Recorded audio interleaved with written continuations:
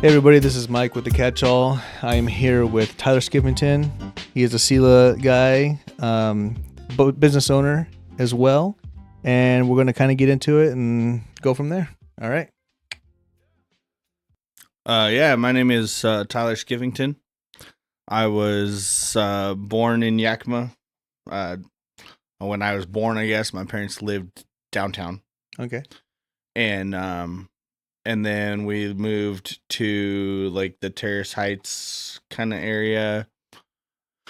When I was a kid, probably about like 5 or so, because I went to kindergarten and first grade at the Terrace Heights Elementary. Okay. And then my parents bought the house that they still live in out by the firing center. Okay. Yeah. I mean, you've been to my house. Yeah. Or my parents' house. But so they've lived there since I was in the second grade. So I mean, because of where they lived, I went from second grade on. I went to Selah. Yeah.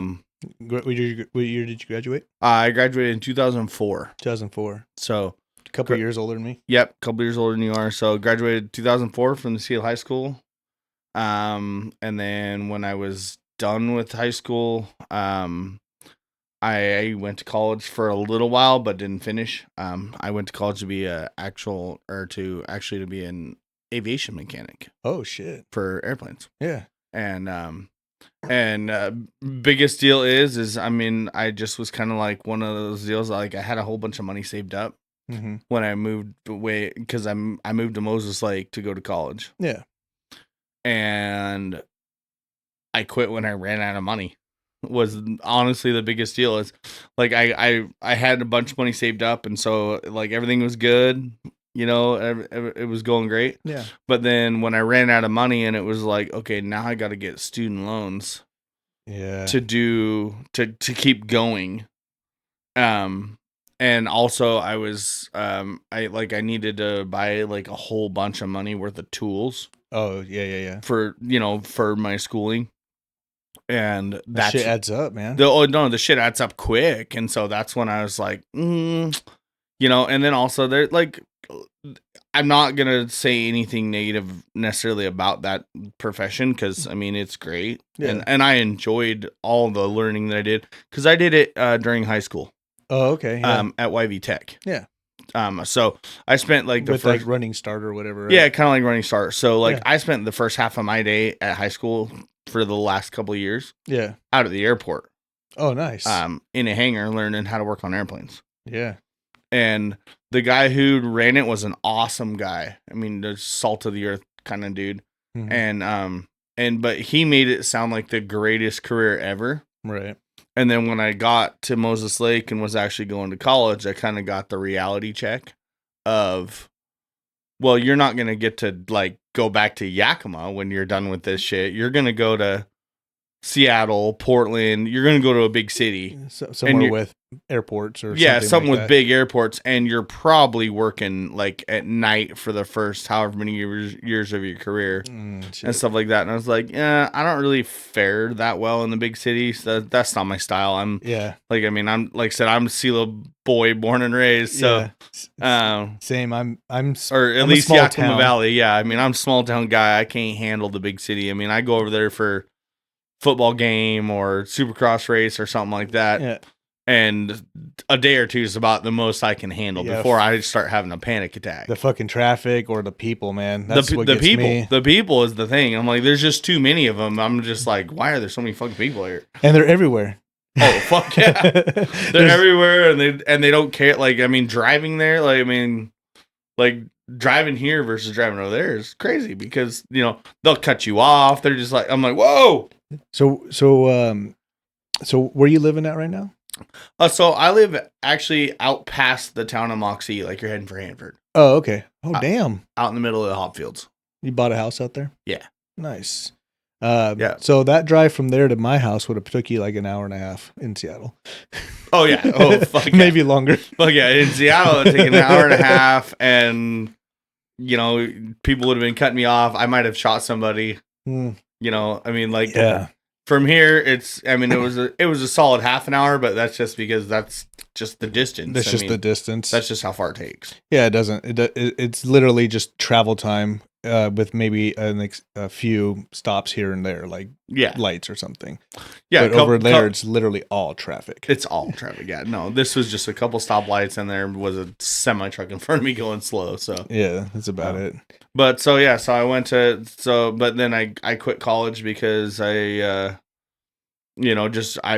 I got the real gist of it, and I was like, well, I don't want to move to Seattle or Portland. I mean, I'm not a big city kind of person.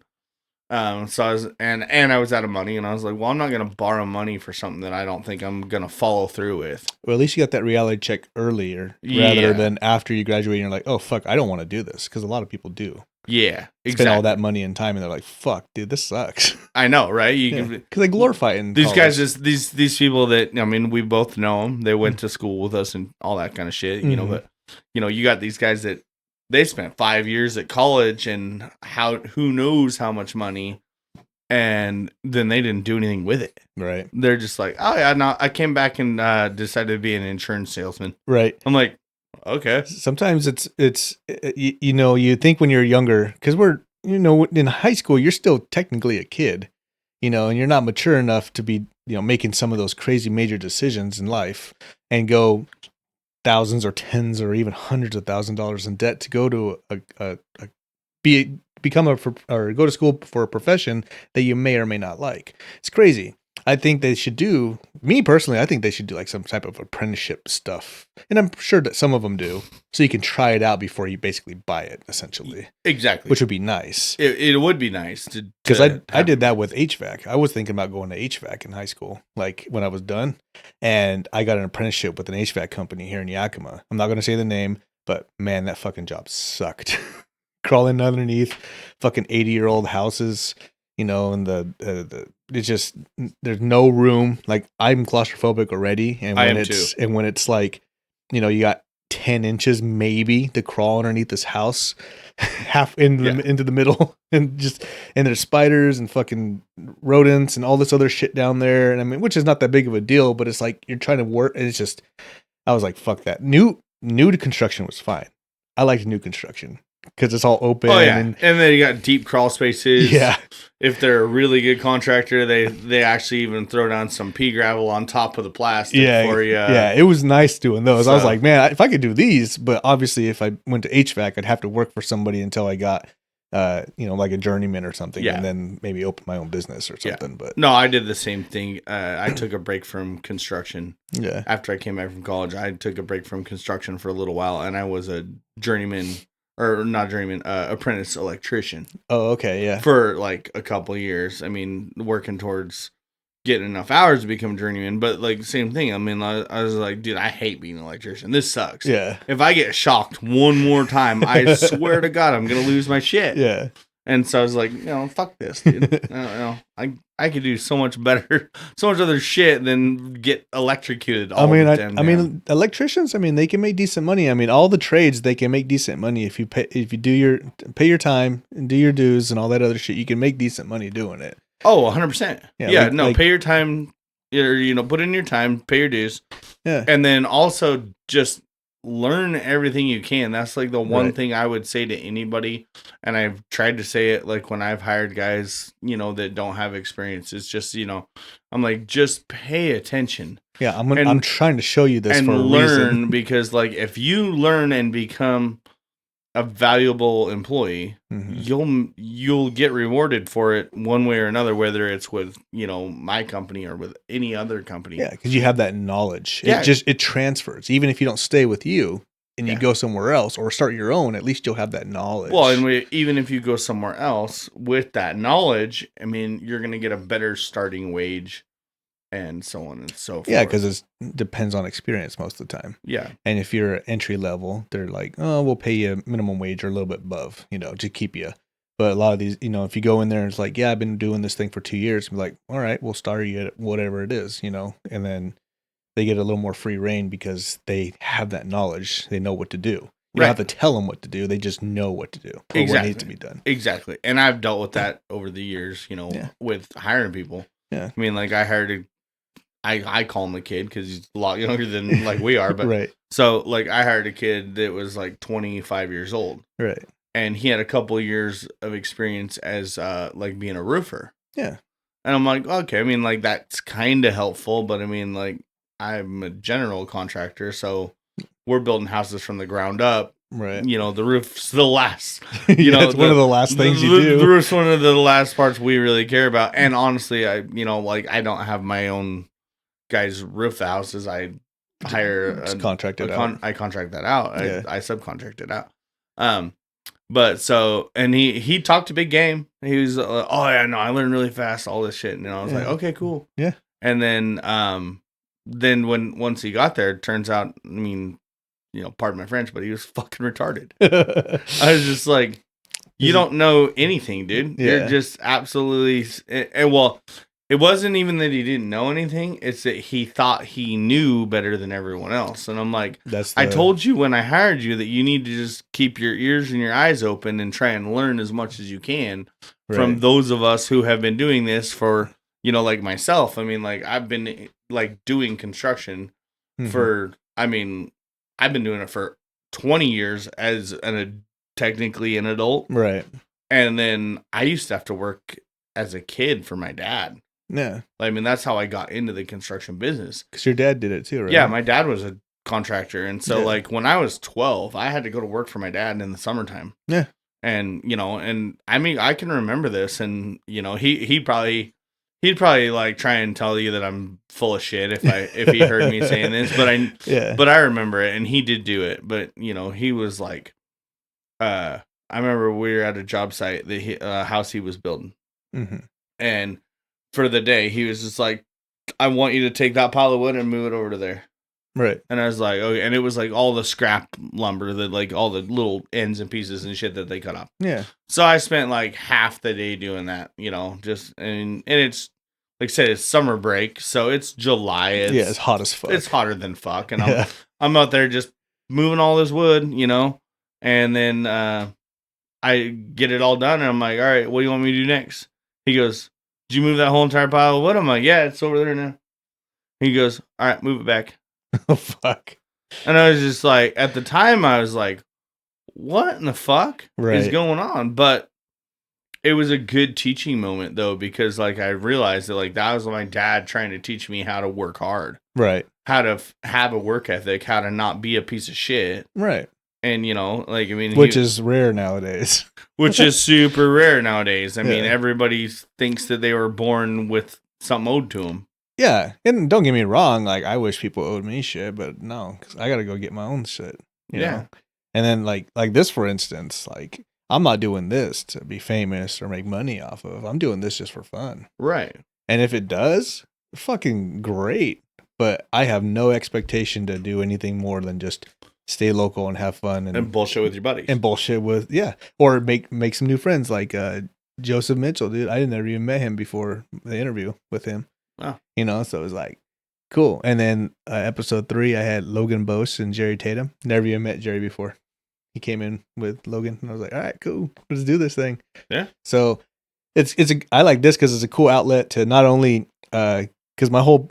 You know, the whole thing about this is like getting to know your neighbors, getting to know people in our area, because like a lot of us have a lot more in common than like the mainstream media or social media or everything like that. Like tells us that we do. Like we have a lot in common. A lot of us want the same thing, but we divide off stupid little bullshit. So this whole thing is like, hey man, your neighbor came on, we had fun, we talked, we bullshit. And now you know who he is a little bit more. Like, obviously, we don't have to go, like, in depth. Like, hey, man, like, what's, you know, whatever, like, super personal shit. I mean, unless people want to get into it. But this is fun. But, yeah, same thing. Like, work ethic, man. I don't know how many times I've worked at different places. And, like, obviously, there's some days where you slack off a little bit. Sure, whatever. You know. But when shit needs to get done, it needs to get done. So, let's I always try to tell them, especially when I was working at Ray's and I was manager and we had to get shit done. I was like, bro, you guys are fucking around. Let's get this shit done. And then when we're done, then we can fuck around a little bit. Yeah. You know, let's get this shit done. If there's 8 of us here, if we bust ass, we can get this done in 2 hours. We got fucking 6 hours left of our shift. Then we can fuck around the rest of the day, you know. And this can get busy a little bit, sure, but that's 4 hours of fucking around time, bro. And it's not that hard of a job. No. And some of these guys were complaining that the job sucked. I'm like, yeah, it does suck, bro. You work at a fucking grocery store. What do you expect? Yeah. You know, you're not a CEO of a company, or you're not, you know, a race car driver or a fucking professional skydiver or athlete or nothing like that. You're getting paid shit money to work a shit job, but it's a cake job, bro. Chill the fuck out. Well, but like, you know, that's like one thing. Like, it'll be tough for me because I have, you know, the situation of being divorced, and you know, so I have an ex-wife. Yeah. But like, dude, I gotta admit, that's one thing that like I'm kind of tempted to almost see if, you know, like, I mean, if my ex-wife would sign, you know, agree with me on it. Yeah. That's something I'm kind of tempted to make my kids do. Yeah. Work. Well, no, work at a grocery store. How old are your kids? My daughter's 10, my son is 8. Okay, yeah. So, yeah, I mean, but like, they're getting close to the age. They're getting not close. too far away, but like, I mean, and like my daughter's a little like not super into the idea. Yeah. But like my son, dude, my son works harder than fucking anybody I've ever hired, probably. Yeah. And like, and that's at the house for fun. Yeah. Like, I mean, we'll be sitting there, like, especially like this summer, you know, because that, like, I mean, when they're with me and instead of their mom, I don't have anywhere to really. I mean, my mom and dad will watch them for me. Yeah. I mean, because you're working, you know. Yeah, but like, I don't do that too much. I actually just try and schedule my time around the kids. So like, I mean, if I got to go to work, I usually do. So I try and make it so it's something where they can go with me. Yeah. And which is also a good teaching moment because I like my kids seeing that, you know, okay, daddy has to go to work and he has to do something. Right. You know, and you know, but like when we're at home, my son will come out and he'll be like, "Dad, I'm bored." And I'm like, "Okay, well, go do something." Yeah. I mean, we live out in the country. We got lots of property. I mean, there's a lot to do. Yeah. And, you know, like, and so like, you know, the last year or so, his biggest thing is like, he'll be like, "Can I build something?" And I'm like, "I don't care." Yeah. There's lots of scrap wood laying around here. I mean, obviously I own a construction company. Right. There's more scrap wood than we know what to do with. And so like, I mean, like he'll just go grab a cordless screw gun out of my truck and a bucket of screws. And the next thing I know, he's built something. Yeah. And I'm like, dude, that's great. And, you know, he's having fun with it. He's having fun with it. And he's actually out doing things. He's being physical. He's not inside playing video games. I mean, I don't have a problem with video games. I like video games too. Yeah, same. But I mean, like, I mean, there's a time and place for it. Yeah, there's a time and place. I mean, like, but I mean, don't get me wrong. You'll catch me. I'll sit down and play some Call of Duty, whatever. Yeah. But it's just nice to see that. And that's why I was saying is like, I mean, I worked at Safeway when I was in high school. Yeah. That's like one of the ways I saved up money to go to college was I worked at Safeway begging groceries, and I worked at the one downtown Yakima on 5th and what used to be Lincoln. Now it's Martin Luther King, but yeah, dude, I worked in the ghetto Safeway. Fucking ghetto. I mean, there was dudes that would run in there and we were told, you know, don't get in their way, don't do anything. It's actually illegal.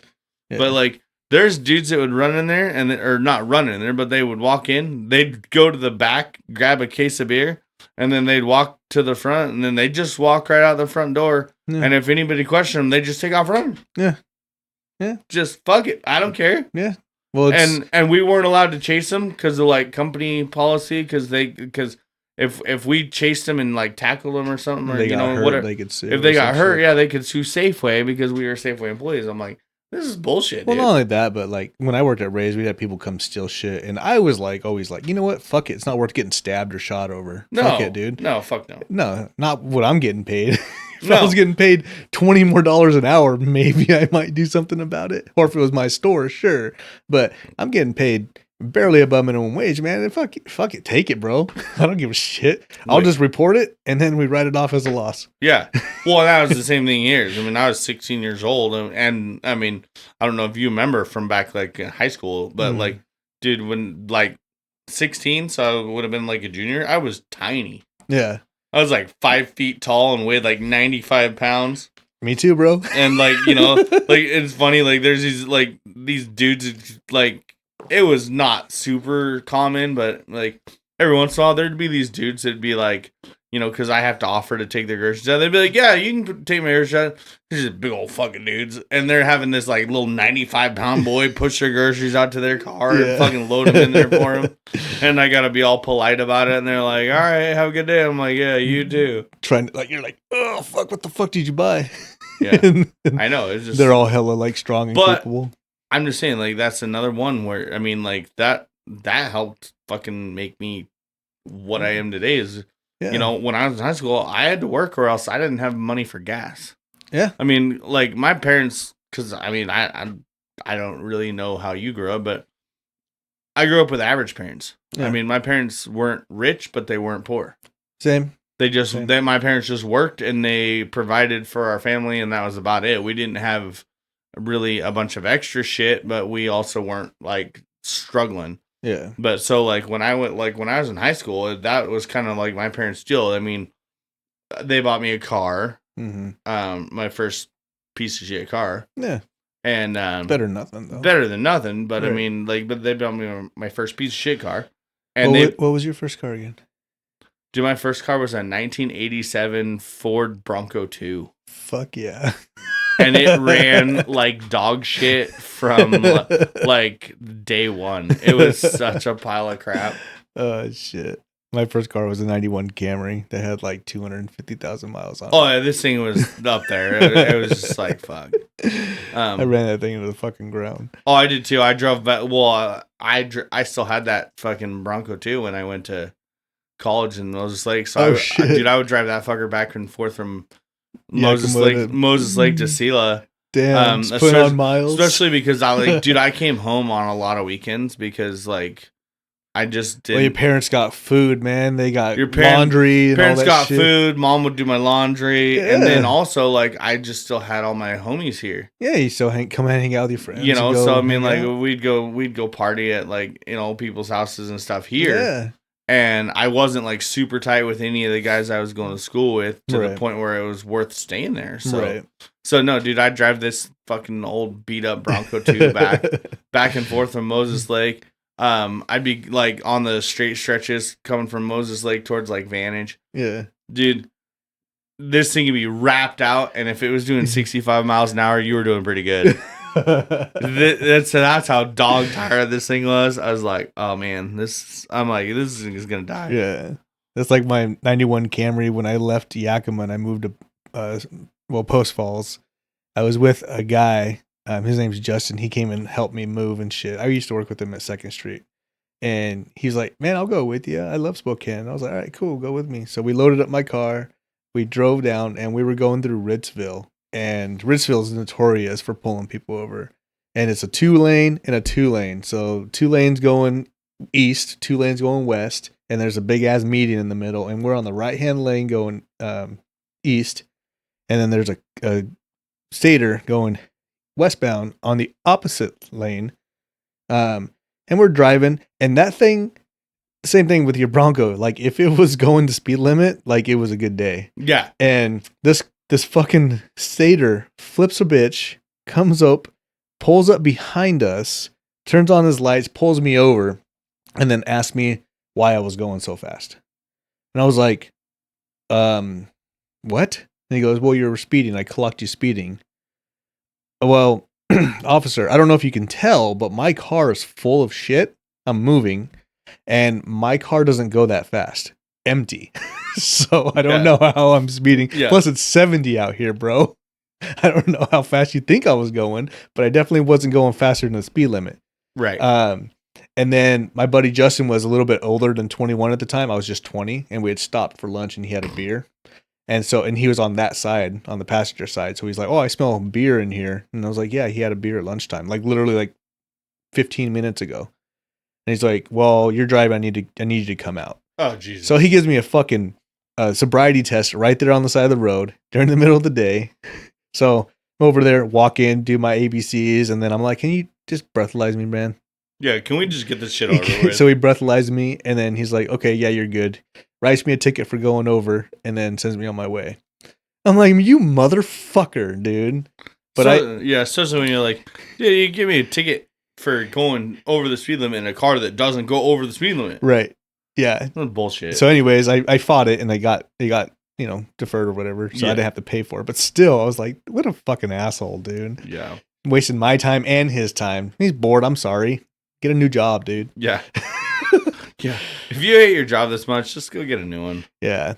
I mean, the Broncos, man, though, my brother had a Bronco. I think it was a Bronco back in high school. And that thing, same thing, bro. It just, I mean, it ran. It was a piece of shit, but it ran. That's about all I could say for it, dude, is it ran. Yeah. And you can go off-road a little bit. Yeah, ish. Ish. If you put some power behind it, which it didn't have a lot. No, it had no power. And the tires were shit on it. So, yeah.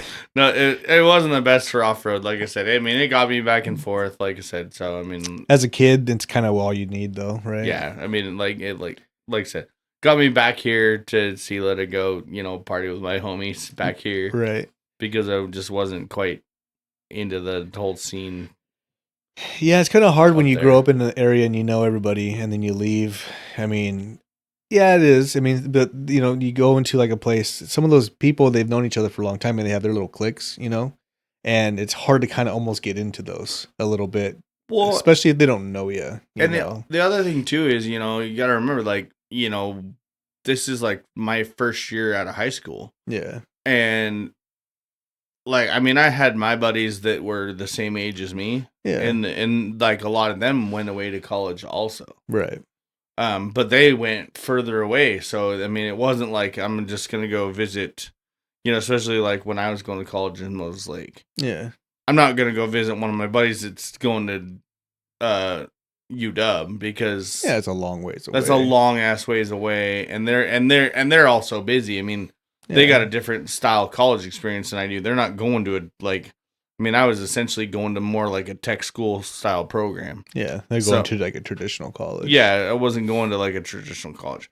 So, you got to remember that like I also was really, I had a lot of really good friends that were like your age and shit. They were younger than me. So, like they're all still ready to throw down, and I'm like, yeah, they're still in party mode. Yeah, they're still in party mode. So I was like, fuck, I'm coming back to Selah, and I'm gonna party it up with the people who are still ready to. Yeah, the friends that I have that are still in town, whatever. Yeah, we partied a couple times together. Oh, a couple. Good times. there might have been a couple times at Laura Leeds' house. Laura Leeds' house, and I think we had one at your house too. Oh, I'm sure we did. We had a couple at my house. Yeah. I remember coming over with, I think it was Jason and Fred, just one day, just to fuck around. And we were playing beer pong. I think it was beer pong. Oh, yeah, for sure. And then that was when we actually drank beer out of the cups. Yeah. Like the legit. Yeah, before everybody decided we're going to do beer pong with water. Yeah. And just have your side beer that you're drinking. That no one ever drinks. Yeah, that's like their nice little cheat. Yeah, they're like, oh yeah, they play 4 games and lose every game, and they're not even toasted. And I'm like, bro, you should be drunk by now, chugging all those little. I mean, there's not a lot of beer in there, but still, there's enough. There's enough, yeah. Yeah. I mean, like, and especially if you're losing, especially if you're getting your ass handed to you. Yeah, I mean, like, and when it comes to beer pong, when we used to drink it straight out of the cups. I mean, which probably a good thing that nobody does anymore, because when you think about it, I mean, like that ping pong ball, it's fingers. But we had a water cup to wash it off, Yeah, but still, dude. I mean, that thing's hitting the ground. Hair, everything. Yeah, I mean, that's why we're so strong, dude. Our immune systems I was gonna say, I don't get sick very often, so that's probably a pretty good. Because we drink fucking ground beers. It's because we drink ground beers. Yeah. Well, not only ground beers, but then we also are the right age where we grew up playing caps, dude. Oh yeah, yep. And so like you got this like, and like I remember there were certain people who, I mean, because a lot of the times we didn't have a beer that came with a cap on it. It wasn't in a bottle. We were drinking beer out of a can. Yeah.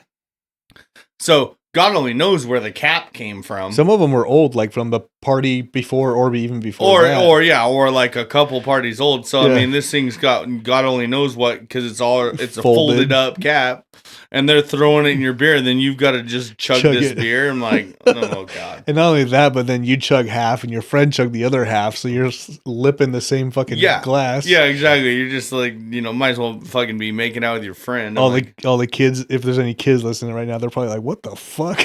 Yeah. Oh yeah. Hopefully, if there's kids listening, don't do what we did. Yeah, but they also ate Tide Pods and we didn't.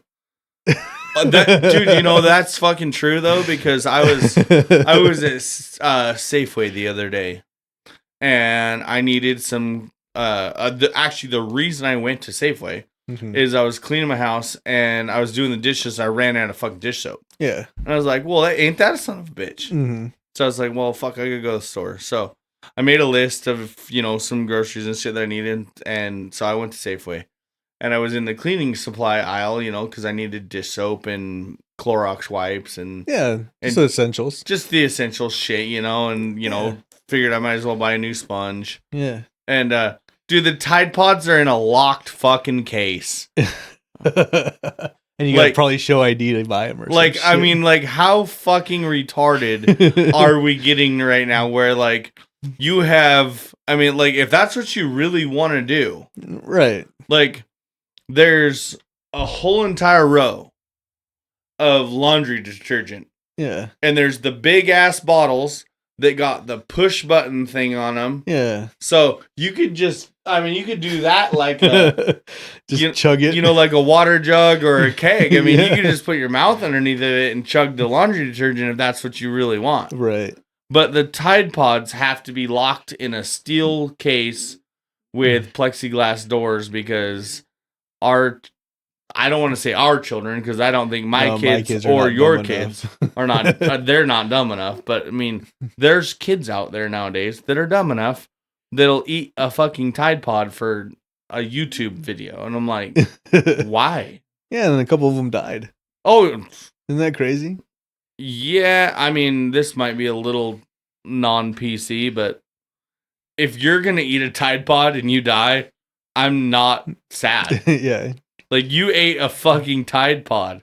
If I wouldn't, that's like when we were younger, no one ever did it, but that's when your buddies would be like, "Hey, how much would I have to pay you to eat the urinal cake?" Oh, right. I'm not going to do it. There's not enough money in the world. Somebody pissed on that thing. Or what was the other one?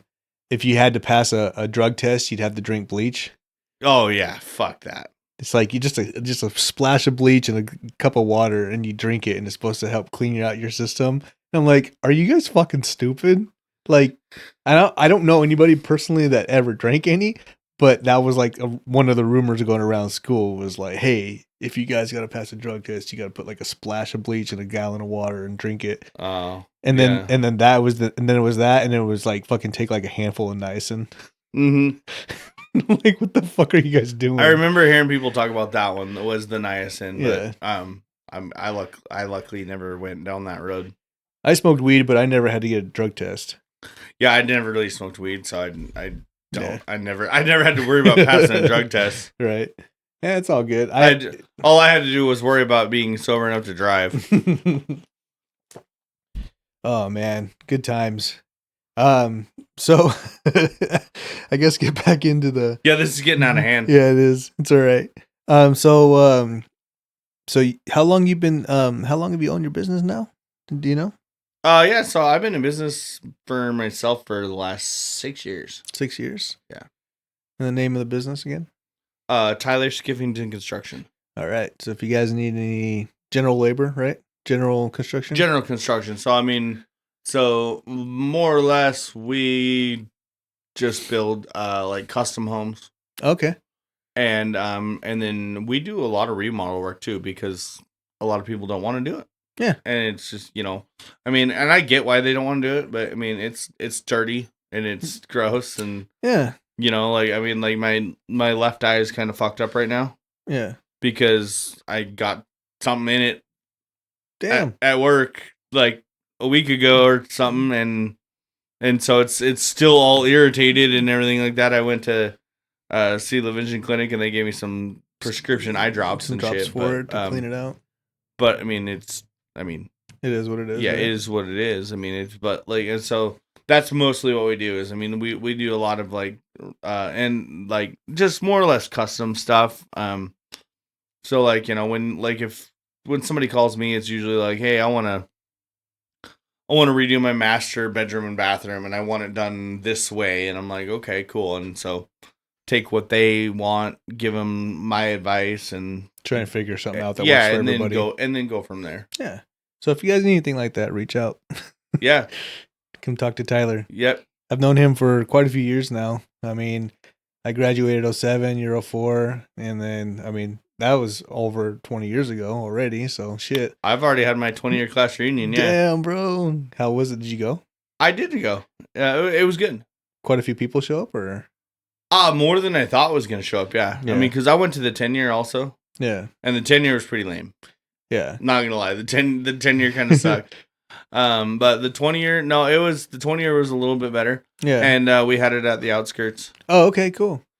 Yeah, so. I haven't heard anything. My 20 years coming up. I didn't even go to the 10-year. I was like, Facebook and all that shit. Like basically everybody I want to keep in contact with, I'm friends with on Facebook and I talk to. So it's like, and everybody else is like, whatever. Well, see, that was actually what's kind of cool about the 20 though is, that there was the people I don't keep in contact with, were there. I mean, even people who have moved away. Yeah. So, I mean, it was just kind of cool. Yeah. I'd probably go to my 20-year as long as I'm still alive, I guess, by then. Yeah, I mean, trust me, I didn't think I was going to make it to my 20-year either, but here we are. I didn't think, but there was a certain point in my life, Mikey, I didn't think I was going to make it past 25. Yeah. I was always telling myself, if I made it to 35, I made it halfway through, and I'm 36 now. So it's like, well, shit, I'm there. I'm there, baby. My chest starts hurting when I wake up in the morning. I'm like, oh, today's the day. My whole body hurts when I wake up in the morning. Same, bro. I woke up this morning, I rolled out of bed, and I was like, ugh. I get out of bed, and it's just, my body's making weird sounds. Cracking and creaking. Yeah, and I lean to one side. I'm like, a body part you didn't even know exists hurts all of a sudden. Yeah. You're like, what the fuck is that? I'm like, this sucks. Don't get old, guys. Yeah. Stay young forever. It's a choice. Or if you're not old, don't do dumb shit. Yeah. I fucked up my back so many times. Like, I've fallen downstairs. I've tried to pick up people, and then playing football and sports and all that shit in high school, man. I fucked my whole body up. Oh, yeah. So it's like, and then I have a job. I mean, you do too, where you do strenuous work. I don't do anything crazy like you guys do, but I do some stuff. And I'm like, well, fuck, dude. At the end of the day, I'm like, oh, my body hurts. And then I got to do the same shit the next day. Oh, yeah. Dude, and my body's a big part of it is, or my work is a big part of it is, it's just, I mean. You're lifting, moving, you're lifting, moving things. I mean. Yeah, you're doing all kinds of physical stuff. Yeah, you're doing physical stuff. I mean, you're getting hurt in different ways. I mean. Yeah. I don't think. No, well, I never have. I'm lucky in this aspect. I mean, but there's a lot of guys that do the same shit that I do. I mean, that have blown out a knee because it's all when you're building a house, it's uneven terrain. Yeah. And so all you can do is step off the wrong thing the wrong way once. Yeah, and you're fucked up. And your knee's gone, dude. Yeah. And so luckily I've never fucked Especially with age, when you get a little older, it happens way easier. Yeah. Exactly. And so I mean I got one knee that is can get kind of weird, but I've never actually hurt it enough to need to have it fixed or anything like that. But I mean I mean between work and then you said sports, I mean I played soccer my whole entire life and then also rode dirt bikes real heavily. Oh yeah. And that has a toll on your body too. Oh yeah, that takes a toll. I mean I finally quit this last year. Yeah. Because me and my kids had dirt bikes. Yeah. And my son actually had a pretty bad wreck. Oh shit. And everything okay? Oh yeah, he's fine. Yeah. It's scary though, right? Dude, it scared the shit out of me. Yeah. I've ridden dirt bikes my whole life. Never ever cared at all. Yeah. I was like, fuck it, dude. I mean, just a full full send or no send, dude. I'm Right. like, that's how I roll. I'm like, I'm just gonna go for it. But no, my son, when because we have a small track at our house, Mm-hmm. and he wanted to. This was last year. He wanted to take his training wheels off, Right. and ride his bike normal.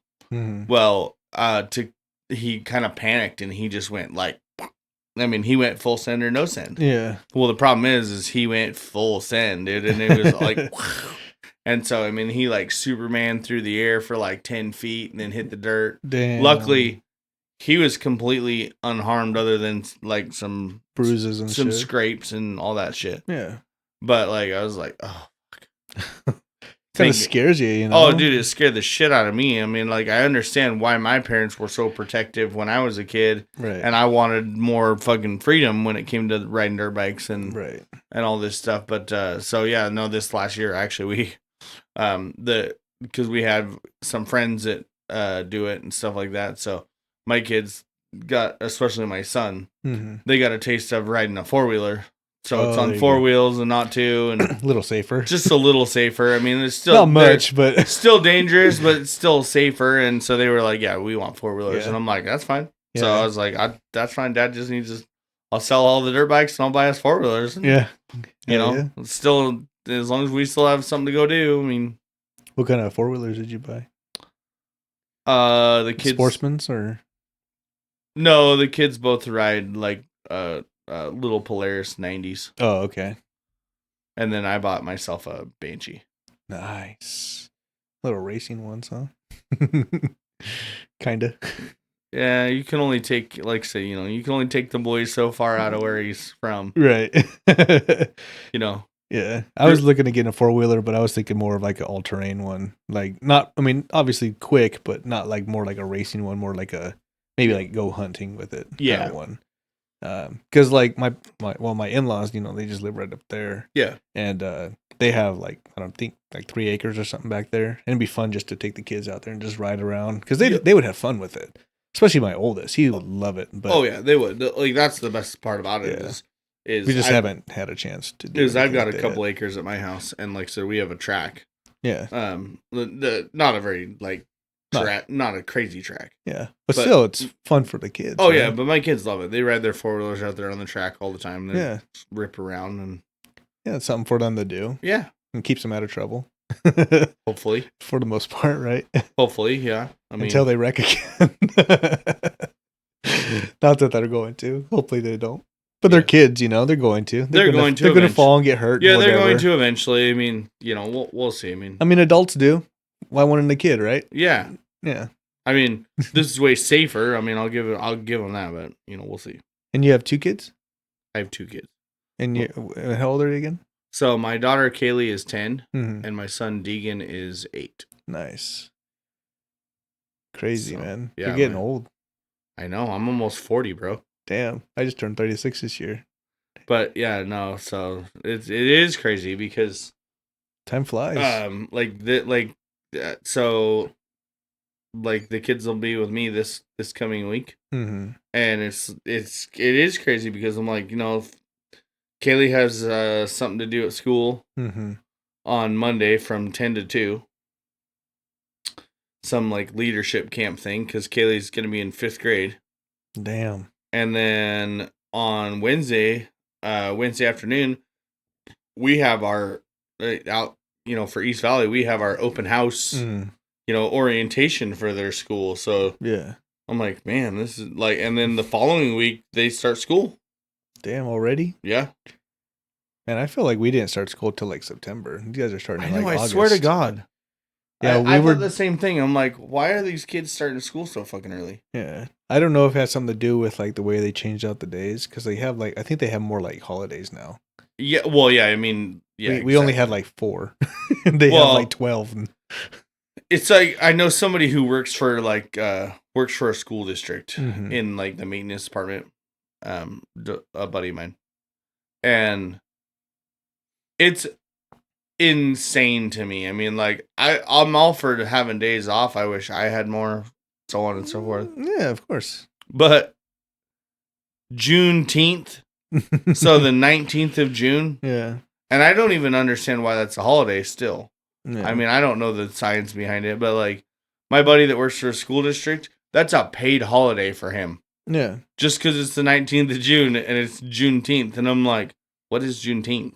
Yeah. He's like, that's what all he can tell me. It's a federal holiday. He goes, it's a holiday. And I'm like, no, it's not. It's the 19th of June. What are you talking about? Right. I mean, I don't know exactly what it has to do. I think it has to do with like slaves or something. Which is, I mean, obviously, yeah, this country had a slave problem, but a lot of fucking countries did, and some still do. Well, and if that's the case, that's fine. But I'm just saying, like, you're giving a federal holiday for shit that a lot of people, like myself, I mean, maybe I'm more of the less informed, majority, but I don't know why it's a holiday. Why are people getting the fucking day off? Well, if that's the case, if we're going to start doing that with everybody, then we should do like an Asian holiday. We should do a women's holiday. We should do there was Irish slaves as well. So let's do Irish holiday. That's I was just gonna say I want a holiday because I'm Irish. Yeah. I mean, and then also let's just give everybody a holiday. If we're gonna do that, I mean, a little different for me being owning my own business. I don't have an employer that I can ask for this. Yeah. But like, I want my birthday off too. I mean, that's a holiday for me. Yeah. At my work, you get a holiday. You get your birthday off if you work in the office. But I don't work in the office. I work out on the.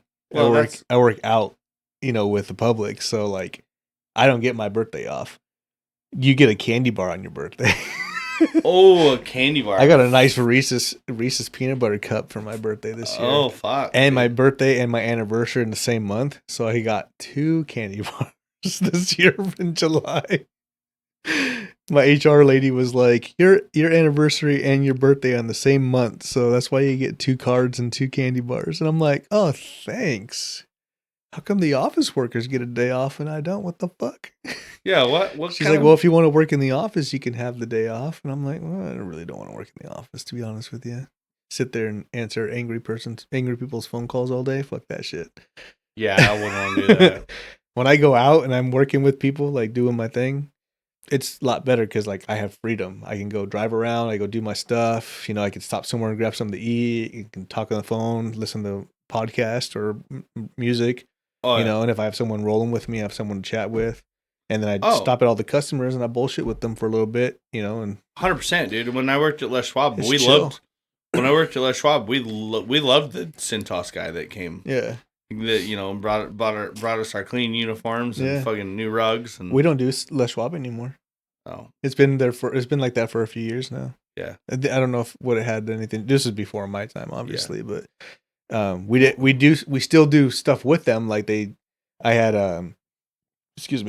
when I was covering this guy named Marcos when he had a kid, this is during the winter, and every time I left like the lights on for like 5 minutes, it would kill the battery. So I'd have to take a jumper with me. They eventually were like, hey, go get a new battery. And then I had to do it at Les Schwab. So, and then they give them a deal or something. I don't fucking know. It's above my pay grade. I don't give a shit. Fuck. I just do what they tell me to do. Yeah, when I worked there, I mean, like I said, Cintas used to actually clean their uniforms and shit. Yeah, yeah. We've been trying to get back in with them, but it is what it is. It's above us and above them. Right. It's corporate shit at that point. Well, and that's the problem is, like, I mean, I still am in touch with a lot of guys I worked with at Les Schwab. Yeah. And Les Schwab got bought out and became a big, I mean, not that it wasn't corporate already, but it became a huge corporate deal. Bigger corporate. A couple of years ago. Like I know a handful of guys. Like the guy who was my manager, at the Yakima Ave store when I worked there. Yeah. Since I worked there, he had transferred to the Hillsboro, Oregon store. Oh wow. And but when they got bought out, he put in like 6 months. Or so. I mean, like, because he'd been in management for quite a while. He had his time in. Yeah. I mean, he's 50 something, but great guy. I love him to death. Still a good friend of mine. And but he retired earlier than he had planned because of that. He was just like, I'm not dealing with this crap. Yeah.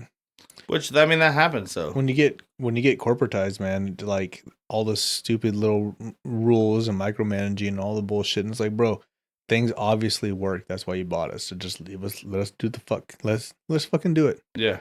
Let us make you money and leave us the fuck alone. Leave us the fuck alone, yeah. Because I mean, like, there's so many instances where that happen, where somebody comes in and buys something, right, and then they want to change it from the jump off. I'm like, well, then why did you buy it? Like, right. Like, especially like these big corporate companies like we're talking about. I'm like, dude, you didn't come in and buy a failing business. You didn't come in and buy a failing business. You knew what you were buying. You knew it was making money. The revenue stream was going good, or else you wouldn't have fucking invested. Right. So why are you trying to make it like you think you got the fucking all the answers? All the answers. Yeah, you're gonna reinvent the wheel. I'm like, no, that's not happening. There's a reason why you bought it, because you saw that it was profitable. Yeah. Yeah, and obviously with your resources or whatnot, we can expand. But don't fix something that ain't broke, man. I know. But a lot of these corporate companies, they do that, and then they fuck up something good. Oh yeah. Which is shitty, because I've seen a lot of my favorite companies go under, or not go under, but just change altogether because of that. And I don't give them my business anymore because of that. Yeah. I don't have anything. Well, and I've personally been there in the past, with companies where they, their corporate influence is what made it not that great. Right. I mean, it was better before, and it could have been better, but the corporate influence, is what made it shitty. I mean, even in the construction world. I mean, I've been there. I've worked for other companies where it just corporate buys them out, and then just I mean, like their corporate bullshit. The overhead, all this stuff makes it so that you can't fucking turn a profit. Really, I mean, like it's just always you're just like everyone's treading water, and then that's when it should get shady, because it's like, oh yeah, no, now we're worried about fucking this, we're worried about that. People's jobs are at risk. Yeah. I mean, all that dumb shit. Well, and then nowadays, I mean, everybody's job is at risk right now. Seems like it. Yeah, because like for one, when you look on like say Indeed or ZipRecruiter or anything like that, because I get those emails, not that I'm looking for a job or anything, but I get those emails, and like all these fucking places are hiring, but no one's actually hiring. Like they're like, put an application. All these places are like, we have jobs, but then you see those same jobs open a month later, 2 months later, 3 months later. Yeah. And it's like either A, they're not getting any applications, or B, they're not actually fucking hiring. Yeah. So, and I've had that even before I got this job. There was plenty of places hiring, and I put in applications and resumes and sent all that shit at places that I thought that I was at least qualified or maybe even overqualified for. Yeah. And I got maybe one phone call back from someplace, and I'm like, do these places just not check their applications or emails or what, man? Because I know some of these, unless there was someone on every single time more qualified than myself, which is highly possible, because there are a lot more qualified people out there in the world than I am. But this is just Yakima. Yeah, let's say, yeah, exactly. I have a pretty decent chance of getting shit. You're being pretty bold by saying that. I mean, we are in Yakima. Yeah, there's a lot of dumb people around here. So, we know a lot of them. Yeah, went to school with. We went to school with quite a few of them. Yeah. So in school, anybody that you still keep in contact with from school? Quite a few people, or no?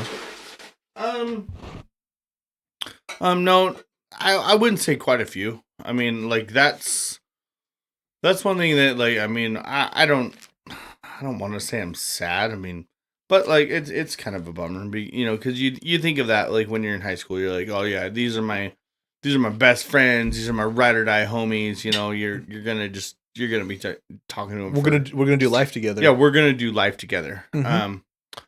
But I mean, so like that has died off. I mean, like, I see plenty of them still, because, like I said, I mean, I'm still here. I'm still local. Yeah. I mean, even though I moved to East Valley, I mean, I'm still in Selah plenty. Yeah. My parents. And Yakima. I mean, yeah. Everywhere. And Yakima. I mean, like, so you still run into guys, or, guys and girls and stuff like that. But Um, as far as like staying close, I mean, yeah, like I stayed close with a couple. Mm-hmm. Like I said, I mean, Josh Jacobs has been one of my best friends for most of my life, And he's a good guy. and we're still super tight. Yeah. We talk at least once a week, it seems like. Yeah. And his kids are about the same age as my kids, so yeah. I see him and his wife around town. Yeah. And then our kids do like some of the same stuff together. Like I think his kids were doing gymnastics for a while, and so were my kids, and so I mean we see him.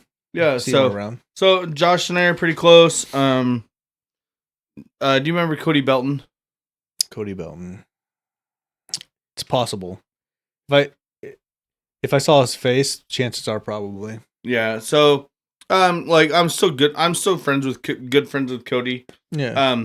He isn't as close with me as like Josh is, but that's also because, Cody just had a fucking newborn.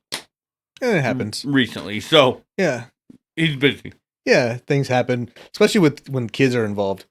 Especially like when kids get to that school age or whatever, it gets a little easier. Especially when the kids go to school together or whatnot. Then you can like play dates or even like sports or whatever. But then you get like a newborn involved, and you're like, well, shit, that takes up all the time. Exactly. So, which is completely understandable. So, yeah, I mean, so like like Josh would be the main person I really am still close with. Yeah. Still fairly close with Cody. Jordan Ramos. Oh yeah, I see Jordan. Yep, I'm still good friends with Jordan Ramos. Yeah. I mean, have been forever. Yeah.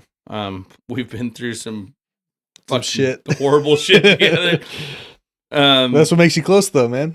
Yeah, I would say Jordan and I have been through some shit together we probably can't talk about on any microphone. It's all good.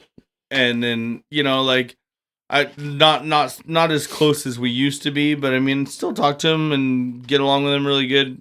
With like every once in a while. Yeah. Jason Brink. Okay. Yeah. Trevor's older brother. Yeah. Yeah, I remember Jason.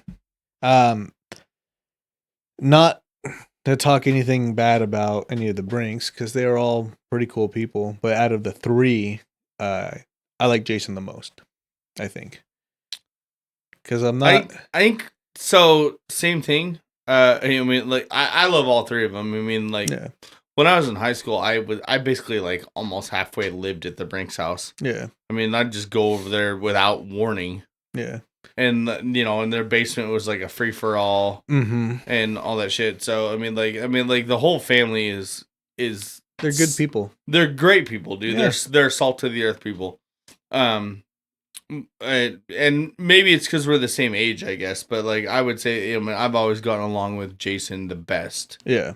Compared to compared to Trevor or Jared. Now Jared's enough younger than me that like you got to remember, like, growing up he was the little brother, well brother. He was just kind of like the little pain in the ass to me and Jason. It's like I'm like like he'd come around and talk a big game, and we'd be like, shut the fuck up, Jared. Right, he's a little brother, that's his job. Yeah. And then like Trevor, same thing. I mean, Trevor's a year older than you are. He's about the same age as I am. About the same age. Yeah.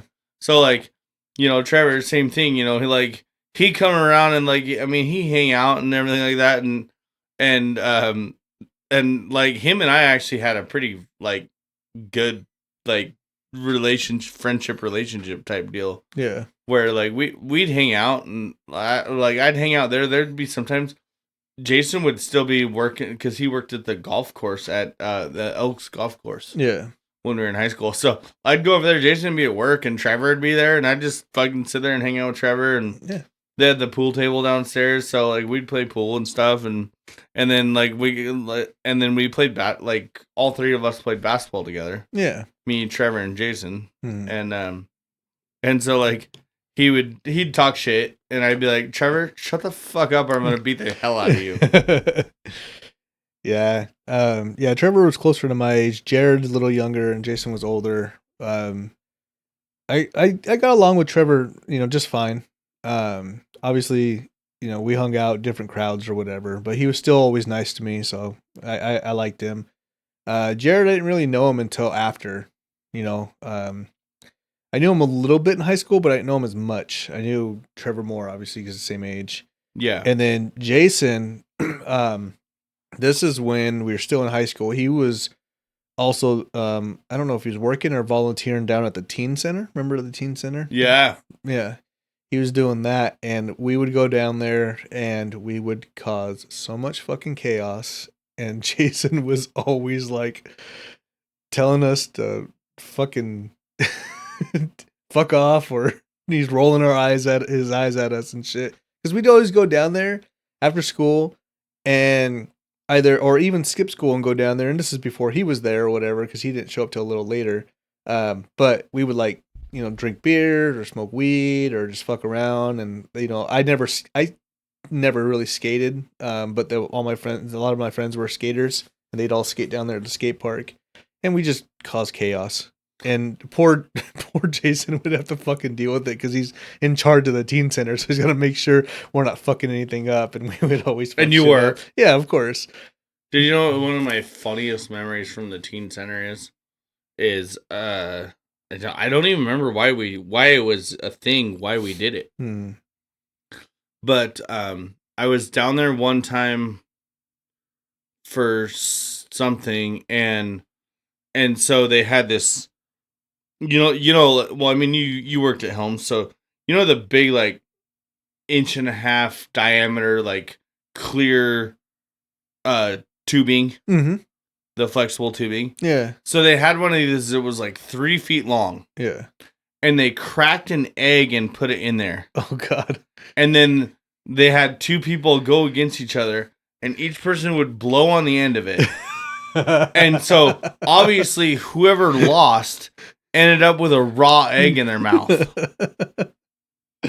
Oh, fun. And so, like, I did that and I lost, and so I went from, like, blowing as hard as I can to basically inhaling a whole entire raw egg and then puking all over the fucking parking lot, because I was like, I'm like, whose idea was this? Yeah. This is really stupid. The dumbest shit ever we did down there. Oh my God, dude.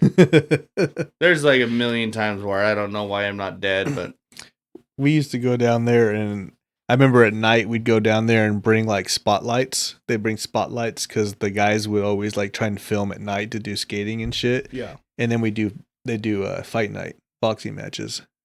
Bare fist boxing matches with each other. Oh, dude. Those were, and then it was like face shots and everything. It was a good night. Those are fun nights. That shit happened though, like, all the time in Selah, though. I mean, oh yeah, because I do mean, that at the junior high all the time. Oh, and we used to do them at your now brother-in-law's house. Oh, Jason's. Yeah, like when your father-in-law and mother-in-law lived there, dude. Yeah, We used to go up there. We would go either up to Jerry and Steph's house, or we would go to Tyler Skiffington's house. Oh, okay, yeah. After school, and like there was always somebody who had a couple pairs, like, of boxing gloves, and it was just like sitting in their car waiting, just sitting there waiting, ready to go. Yeah, and it was always like, all right, throw these things on, and like, just a grudge. Like, sometimes it was a grudge match, and then a lot of the times it was just fucking around. Well, yeah, it was just like who can beat who. Yeah, and guys being guys. It's just dudes being dudes, and good. I mean, not to sound weird, but like just good old country boys, fucking fucking around, doing what they do. I mean, like there's nothing else to do in Selah besides, hey, I'm gonna see which one of my friends I can potentially try and knock out. Right. I'm like, so, but no, we used to do that all the time. Like I said, we would do it up at Jason's house, and then we would do it at Tyler Skiffington's house too. Yeah. And do you remember John? Yeah. Yeah, he was my roommate for a couple of years before he moved away. John was? Yeah. Oh, yeah. I mean, when I moved back from Idaho, Jenna was living at her grandparents' house, and John was and I moved in with her when we first started, when we started dating. Yeah. And John was one of our roommate, was our roommate. Okay. So he lived like downstairs. Obviously, and the whole house is, all of ours essentially. But he lived downstairs, like his bedroom and everything is downstairs, and we lived upstairs. Okay. I love John. He's a good fucking guy. Dude, he's a great guy. I mean, like he's a cool dude. I love him. Nothing to say about John. He's got heart. He has a heart of gold. Yeah, I miss him. He's doing good. He's doing good. He's married. Is he doing good finally? Yeah, he's married. I think he was moving again somewhere. He's just been working, man, making bank. Good. So he's always been working, but he's working now. He's married. I think he's got a kid. Maybe he's got a kid, or maybe I can't remember. It's been a while since I've talked to him. Right. Wifey talks to him every once in a while, and Jerry talks to him all the time. Oh yeah, Jerry loved John. Yeah, so I love John too. Fuck, I don't know how many times I got drunk with that kid, dude. Oh, yeah, me too. Yeah, so like I have a couple John stories for you. All right, let's do it. So like John, we love you, buddy. John, we love you, dude. Oh, we're hoping you're listening to the podcast. If you are, shout out. I'll have to send it to him. You're great. But no, dude, it was funny. Like when everybody would box up at Jason's house. Mm-hmm. There was like for like it was like our group of friends. We were all great friends and all the shit, whatever. Yeah. But like there was some serious animosity going on between John and Jason. And so like finally one night, like it's dark out, dude. I mean it's not even light anymore. Yeah. And we're out in the backyard, right, like where the hot tub is. Yeah. And we finally we talk him into it. We're like, yeah, John and Jason are gonna throw down. And I remember like it was so funny because like I said, they just had some tension that they needed to work out. So it was probably a good thing. Right. And dude, Jason just started throwing haymakers at John. Like this is like, oh shit! You're like, what the fuck? Right. And but yeah, it was hilarious. Those guys, man, even to this day. Well, I don't know about now because I don't know how because I'm not there when they talk, if they talk. Yeah. But like when John still lived in town, him and Jason would always bicker back and forth. I mean, they're basically brothers, They've always bickered back and forth, though. But they always like bicker back and forth about the dumbest shit. And it's always like Jen and I would always just laugh because it's funny to us. Yeah. Because it's always over dumb shit. It's always over dumb shit. Things that don't matter. Sports stuff or this or that. Most of the time it's sports things, but it was always this or that or something else. Always arguing over stupid shit, and Jenna and I would just sit there and laugh because we thought it was funny. Oh, it is funny. Like the two of them, like their dynamic is actually really hilarious because, like I said, there's always been some animosity there. They do bicker back and forth, but it's always been so. They're like a married couple. It's always been so funny. And, well, and like the best part is like, like. Jason really knew how to push John's buttons. Oh, he does. Like, I mean, he just knows exactly what to say and exactly how to do it. He's like, oh yeah, no, I got you, motherfucker. But no, there was a time we were partying with John at one of our friends' parents' house, and this was kind of funny. He comes in, and he hadn't even been there very long. So we were like. No one even knows what the hell he's talking about, but like, somehow he comes in and he's just yarded. Yeah. And he comes in and he like wraps his arm because we had all our beer cans sitting on the counter. Yeah. He wraps his arms around all these beer cans. He's like, "These are all mine. I drank all of these." We're like, "No, you didn't." Because we'd been sitting there playing caps for a couple hours, playing beer pong, Like, no, you didn't. But that's, and then the other great John story is we were camping up in Cascade Park one night, and we hear this horrible noise. We're like, what the hell is going on? We're sitting there. We got a bonfire going, and we're all hanging out, and what is that noise? And, well, turns out it's John in his, like, 92 Ford Tempo. And he has baha'd this son of a bitch all the way up to Cascade Park. And he comes flying in and he's like, I'm here, fuckers. We're like, all right, dude. It sounds exactly like him, dude. Yeah. He's like, I'm here, fuckers. We're like, all right, dude. And then, so the best part is we're sitting there like 45 minutes later. Mm-hmm. And the sheriffs roll in. Oh, God. And everything. I mean, they were great. They didn't do anything unnecessary. They were like, the guy was super cool. He was like, I'm not gonna bust any of you guys for being out here having a good time. You're up here in the mountains being safe. None of you seem to be driving or whatever. But he's like, but I gotta tell you, the reason that I'm here is we followed the trail of oil right into your campsite. And so, like, on one of the washouts going up to Cascade Park, John was mobbing, and he put a hole in his oil pan. And so he just put a trail of oil right into our camp that the sheriffs followed. Motherfucker. Oh, shit. So... yeah, that was great. We were like cookie crumbs all the way to the scene of the crime. Yeah, I mean, like I said, we didn't like. No one got in trouble. The sheriffs were really cool, but like, yeah, they used to be kind of cool back then. It depends on who you got.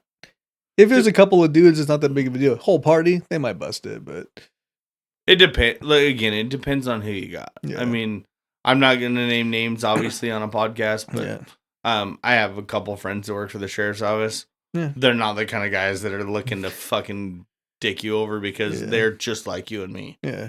You know, they did the same shit. Yeah. Yeah, I know a couple of police officers pretty cool. Yeah. Yeah. There's one that lives right up there. He's pretty cool. I want to get him on eventually, but we'll see if he wants to. We'll see. Fucking John stories, man. I can't even think of. There's so many, and yet at the same time, I can't think of any because we lived together for, I think it was a year, maybe 2 years before we moved out of that house and moved into this place. And John, I think maybe moved back in with his dad for a little while. And then he moved out with Lindsay, his wife now. They were dating, and then I think they moved out somewhere, Selah, and then I think they're down south somewhere now. And he's got a good job, and she has a good job, and they own like horses and all this other shit now. So kind of cool. But I do remember one day. Shout out to John Scogan. There was one day that it was Jenna's birthday. We decided to go. She wanted to go wine tasting for her birthday. So it was her aunt, uncle, her parents, us, a couple of her cousins, and then John. I think maybe his girlfriend at the time, if he had a girlfriend, I can't remember. But anyways, we decided to go wine tasting, and in the limo, we were taking shots of alcohol. So we're fucked up before we even get to the first stop. And by the time we get back, everybody's just on their lips. It's fucked up. Jenna's uncle, they parked across the street at the park at their grandparents' old house, and he's like passed out in the park. Her cousin's passed out on the side of the house. I'm passed out on the side of the house with him, trying to keep him from throwing up. I have a sprinkler going to like calm him down. Stupid shit. Anyways, I wake up and John's downstairs in his bedroom, and we're like ready to round 2, dude. Let's do this. Let's round 2 this shit. And he's downstairs passed out, and we're over there trying to wake him up, and he just got like his eyes like half open, but he's like completely passed out. He's fucking. Just drunk snore, and we're trying to wake him up, and we're like, John, get up, get up, and he's like, just doing the fucking drunk talk, and then we're like, John, and I don't know why, but it was fucking hilarious to wifey and I. We were just dying laughing. I'm filming him because we're trying to fuck with him. I got the light on and everything, and then he goes, I'm not drunk, I'm just drunk. and then just passes back out. I'm not drunk. I'm just drunk. Oh man. And there's so many times that we've gone to like bars and shit and had parties at our house. And yeah, he's always like he gets wild sometimes. Oh, he does. He can get fucking super wild. But that's just who he is. Funny. It is funny. It is funny. Like he never gets like he never gets out of control in a dangerous way. He's always just funny. Yeah. It's always harmless. I've never had any issues with it. Like obviously there's some times where like maybe he'll be out with his friends and he'll come home and we're not drunk and he's hammered and he wants to like party and shit and we're like, dude, shut the fuck up. Yeah. You know, but that's just how it is. You're like, no, not right now. Yeah. It's like, bro, it's 2 p.m, dog. What the fuck are you doing?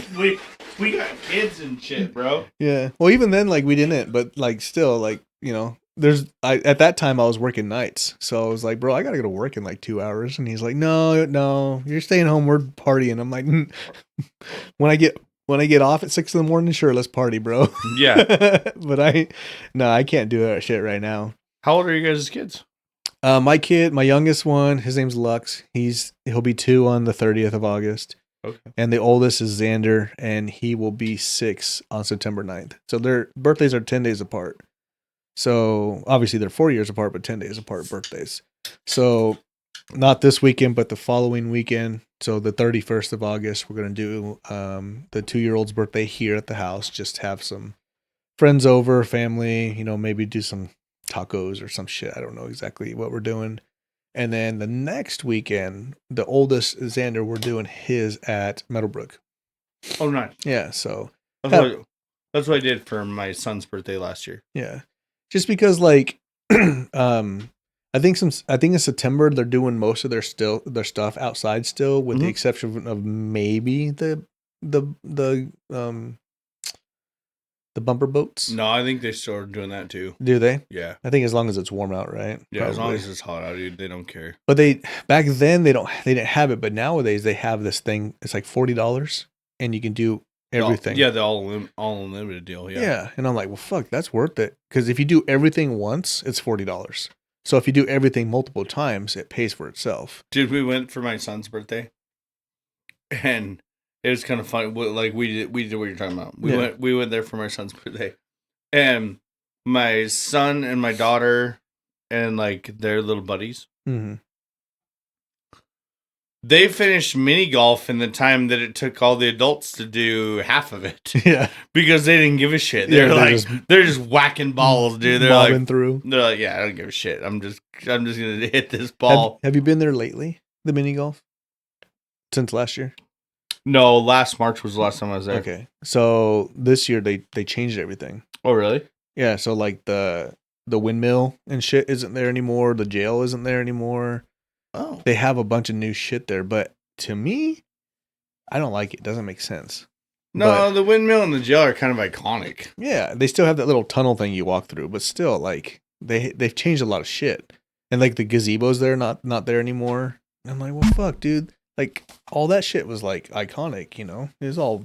Yeah. It's all back in the day stuff. I mean, I get it. They update it a little bit, but they didn't... Updating's one thing. Changing things is... I don't think they updated it in a good way, though. I think so... Well, I'll try it again. I'll give it another try. I was kind of, like, pissy about it the first time. I'll give it another shot, but... I probably would have been, too. Especially because, that's the only mini golf course we have in town. Yeah, we used to have another one, but now it's closed down. It's been closed for a long time. Yeah, it's been closed for a long time, but... And that one was fun. It'd be nice to open another one, have another one. I've always thought about it, but I don't have the money or know how to even do it. It'd be cool, though. I mean, I got the know-how, I guess. I mean, like, the construction skills that it takes to make a mini golf course is pretty easy, actually. Right. But, like, I mean, I don't have the knowledge or I got lots of business ideas rattling around in my head. Some that I'm pursuing, some that I'm not. So I've always thought of one. Mini golf's not on the top of my fucking list right now. If I won a significant amount of money like tomorrow or lotto, or if I came into some money tomorrow and I wanted to reinvest it, mine that I wanted to reinvest in because I miss it so much is like a drive-in movie. 100% agree. Yeah, because I missed the one that we used to have. I loved going there. Oh, I did too. Dude, it was so great. Mm-hmm. And obviously need it updated, you know. Yeah, you need the newer version, but I mean, like, they still exist. Yeah. So obviously it's doable. Yeah. You're just, I mean, there's just a lot more shit that has to go on. You got to be careful. Yeah. But I always thought it'd be cool, like so there's like if you look at it from a aerial view, in the center, they would be like a restaurant / arcade. On the backside of it would have like a hill that goes down. And then over here, all these parking spots, but you can go in and pay to sit on the hill and watch, or you can pull in your car and watch. I always thought that'd be kind of a cool idea. Yeah. Especially during the summer days, you know, when it's, you know, it's still warm at 8:00 at night, 9:00 at night, turn on a movie, sit in the park, you know, kind of have like almost like a picnic type thing with a family. Well, and then, like, the other thing you got to think of, too, is, like, I mean, like, with the drive-in movie theater concept, like, I mean, like, I'm fully on board with that. Like, I mean, if you had the money or, you know, what, you know, came into some money or had an investor, whatever. Yeah. That could do it for you. That'd be cool. The greatest part about it would be, like, I mean, like, and it's always been the greatest part, is the screen is gigantic. Right. But you got to realize what the difference is now versus when you and I were kids and our parents used to take us there. Right. Because, like, I remember my mom and dad taking me and all my friends and everything like that. And, like, to the point where there wasn't enough seats. Yeah. We were riding in the bed of the truck. Right. Dude. I mean, like, there was like, I mean, it was like my mom, my dad, my sister, and, you know, maybe one of her friends. Yeah. And then, like, you know, and then I'd have 2 or 3 of my friends. So, like, me and my friends were riding in the bed of the truck. Yeah. Because there wasn't seats inside the truck for us. Yeah, but there would have to be some type of, like, per head price instead of, like, per car price or something. You'd have to definitely. Because then it would keep people from, like, you know, trying to fit 9 people in a 4-seater car. Yeah. You know, because that's dangerous. Well, yeah, and but my point is the difference now versus then is like technology. Mm-hmm. I mean, look how much better just the projection screen abilities are now compared to what they were when we were a kid. Right. And then on top of that, you know, you remember they used to have those little posts with the speakers on them, or you could tune to the right radio station. Mm-hmm. Well, nowadays it's all Bluetooth. Yeah. Yeah. So I mean, you just show up to this big badass screen that has a 1080p projector. Yeah. And then you Bluetooth your rig to the thing, and yeah. And then also, that's the other thing, too, is, you know, vehicles all have really nice stereos that come in them from the factory. Right. Now. So it's just like, oh, okay, cool. Yeah. I always liked sitting, like, on the hood or, like, on the top. Or if it was a bed, like, in the truck, they would back up and then sit in the back of the truck. I remember one time, this was really cool. My dad, just being a contractor, my dad took a bunch of 2x4s and some leftover plywood he had. And so he built a deck, like, you know, kind of like the dudes that have snowmobiles. Yeah. He built a deck on the back of his truck. Yeah. For us to all sit on. And, like, out of plywood. Yeah. And like, tied it down with, like, you know, ratchet straps. Yeah. Into the bed so it wouldn't fly off. And so we just sat on that. It works. Fuck yeah. Dude, it was great. Or we got like the Subaru Bajas that have the seats in the back. Oh, really? Yeah. Those are old school, man. Yeah. When they used to actually, I mean, people used to be able to sit in the bed of the truck and drive down the street. Yeah. I saw someone in Selah the other day doing that. Dude, I was coming back from working in Ellensburg the other day, and I saw a truck going up. I mean, I don't know what stage of their river float they were probably in, but like there was a truck with like 6 or 7 people sitting in the bed of the truck. Yeah, I remember we used to do that. It was fun. I loved sitting in the bed of the truck. I did too. It was my favorite part because like you're going, I mean, even 30 miles an hour when the wind's blowing feels fast, when you're a kid. It's great. And you're sitting there, wind's blowing, sticking your head out the side, looking and trying to yell at your friend sitting right next to you because you can't hear because of the wind. Good times, man. The kids don't do that shit no more. I mean, The thing is that we live in a different world. You're now, not supposed to. You're not even supposed to now. Live in a different world now. Yeah. I mean, like I miss the world we used to live our in. kids can't do what you and I used to do when you get out of school at the end of the day. Walk home anymore. Yeah.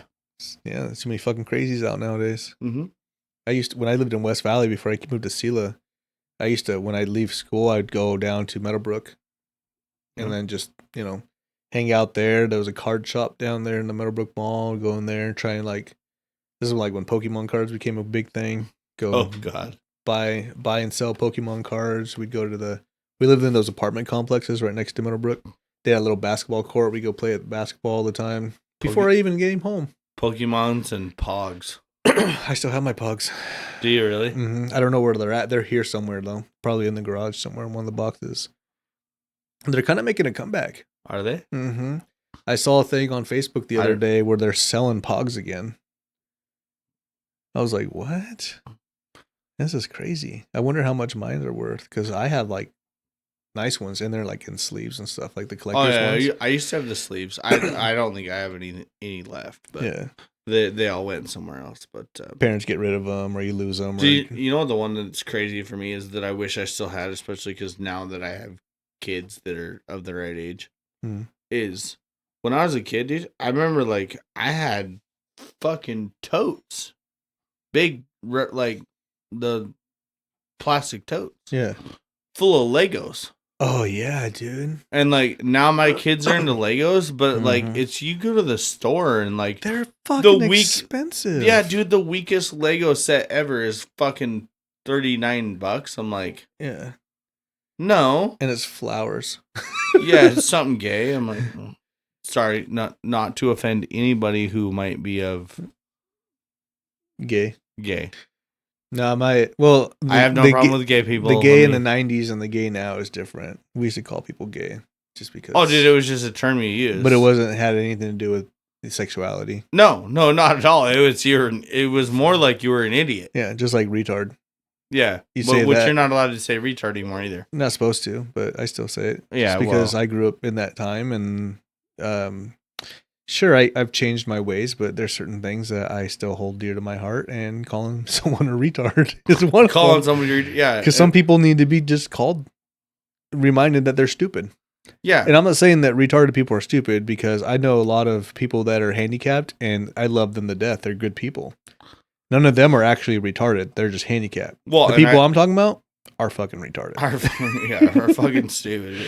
But I still hold it heavy in my vocabulary. I'm still willing to if you're doing something dude, that's really gay. Yeah. And I don't mean that it's homosexual in any way, shape, or form, because I have absolutely no beef or problems with homosexual people. I have gay family members. I have gay friends. Yeah, I don't give a fuck. Exactly. Let them be who they are. They're They're also adults though too. Yeah, I have gay. Yeah, let's not get into that. But same thing. I have friends that are gay. I don't care. I don't care if you're gay. I don't care if anybody's gay or trans or anything. Yeah. Just don't try and fuck me. Yeah. Or my kids. Or my kids. Or any kids. That's the main thing with me is the kids. That's my biggest thing. If you want to be gay, that's fine. I've had gay guys hit on me. I've gone to bars like Satellite. Did you take any of them off on it? No. I'm not that any holes of gold kind of guy. No. I like tits too much. Ass, girl ass. Yeah, I'm with you. Something about a vagina. I don't know. Yeah. Something about it. I see lesbians. I feel you, lesbians. Yeah. This podcast got real and hurt. But yeah, no, I'm with you. No, I can't do it. Yeah, man. I'd give it. I would almost give it. I would say I would give it a shot, but just I'm with you. Just there's something about. I like my dick, but other dudes' dicks, not into. So I can't. Yeah. I just can't go there. I gotta stay strictly vagina. I can honestly say that I have never been even the least bit curious about another guy's dick, to be honest with you.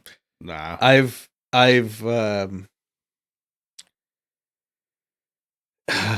can't say that I am against it, but I am I like vagina too much. Yeah. Oh, exactly. I mean, if that's your thing, I don't care. But the thing is even the thought of it just doesn't even appeal to me. No, me either. Like I'm like, nah, I don't want anything to do with that. No. If a guy dropped if you dropped your pants right now, I'd be like, get the fuck out of here.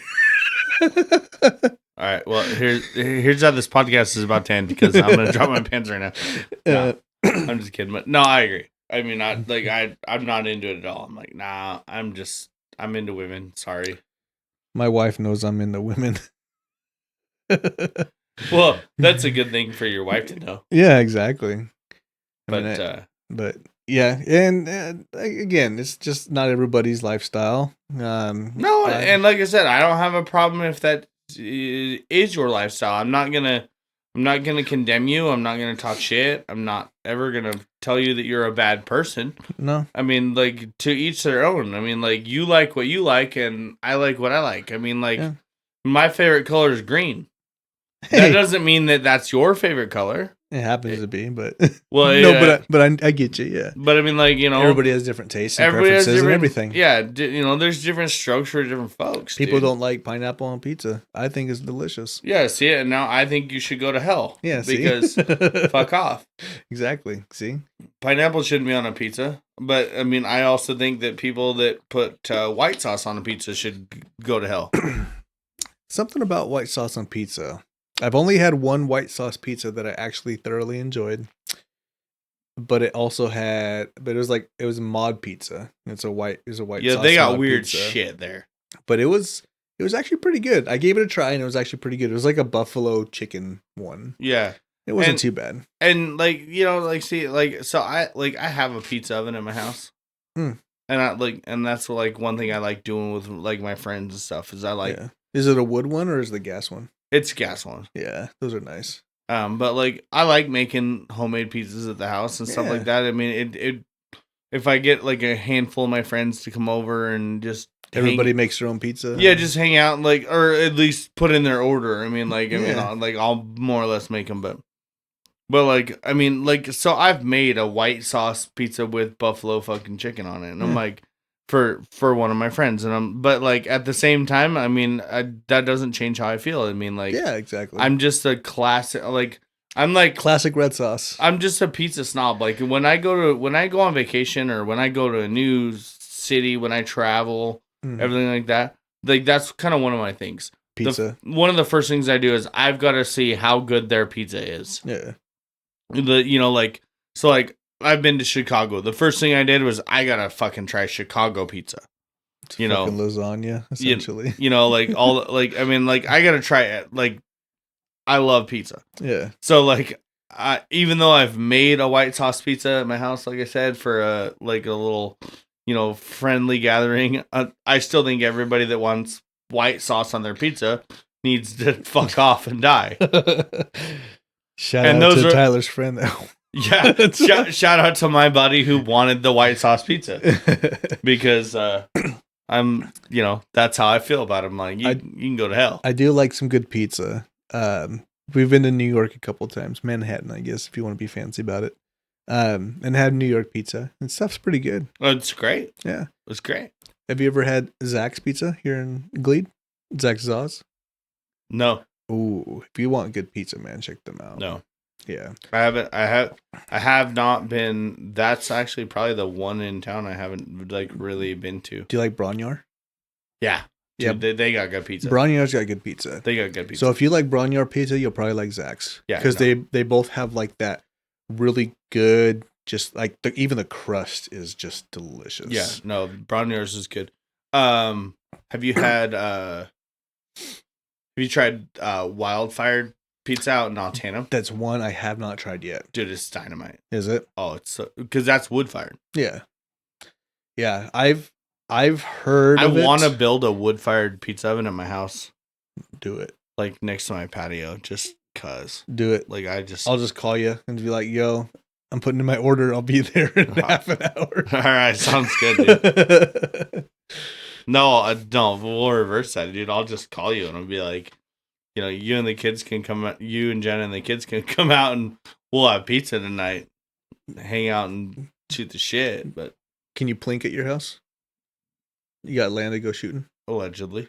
Allegedly. All right. We'll go plinking. Shoot some 22s.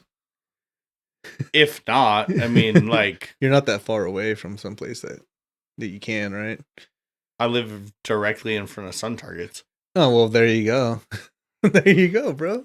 You just walk over there. I was gonna say I buy a yearly membership to Sun Targets because there you go. Because when I don't have, like, if I got a slow day at work and I don't have something to do, like it's a Tuesday, I'm like, I'm gonna go up and go shoot. Yeah. Do they stay open during fire season? Yeah. Yeah. They were shooting today when I left the house. Fuck yeah. Because I know LT's all shut down. Yeah. Even though it's all burnt up, they can't burn anything else. Yeah, I was gonna say, what more are you gonna burn? But yeah. No, Sun Target stays open, so and like I said, I buy the year. It's not bad. It's actually pretty cheap. Isn't it like two something? Dude, it's like $150 for a year, huh? For a yearly unlimited membership. And so then you can just go up there and do whatever the fuck you want whenever you want. Yeah, and I heard there's nice because you can like walk down underneath, set your targets, and come back. Yeah. That's so much nicer. And then like they're like, I mean, like. The one that I do the most is like, I mean, I go up there and shoot at like their pistol range. Yeah. And it's really nice because it's got like, I mean, like, because I go up there in like the dead of winter too. Yeah.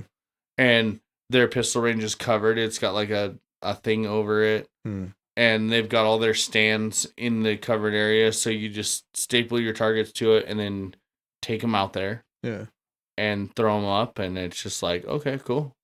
How deep's their range at the pistol? Is it 10 yards? 20 yards? No, it's like they kind of have weird intervals. I think it's 18 and 32.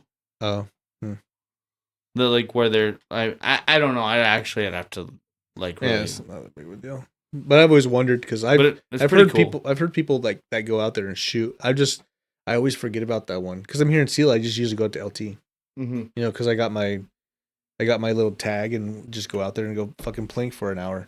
You know, yeah, and not have to pay anything besides gas. Yeah, which again, like I said, that's why I do what I do is because you're right there. Sun Target's is right behind my house. Like I mean, like literally, you turn just ride your 4-wheeler over there.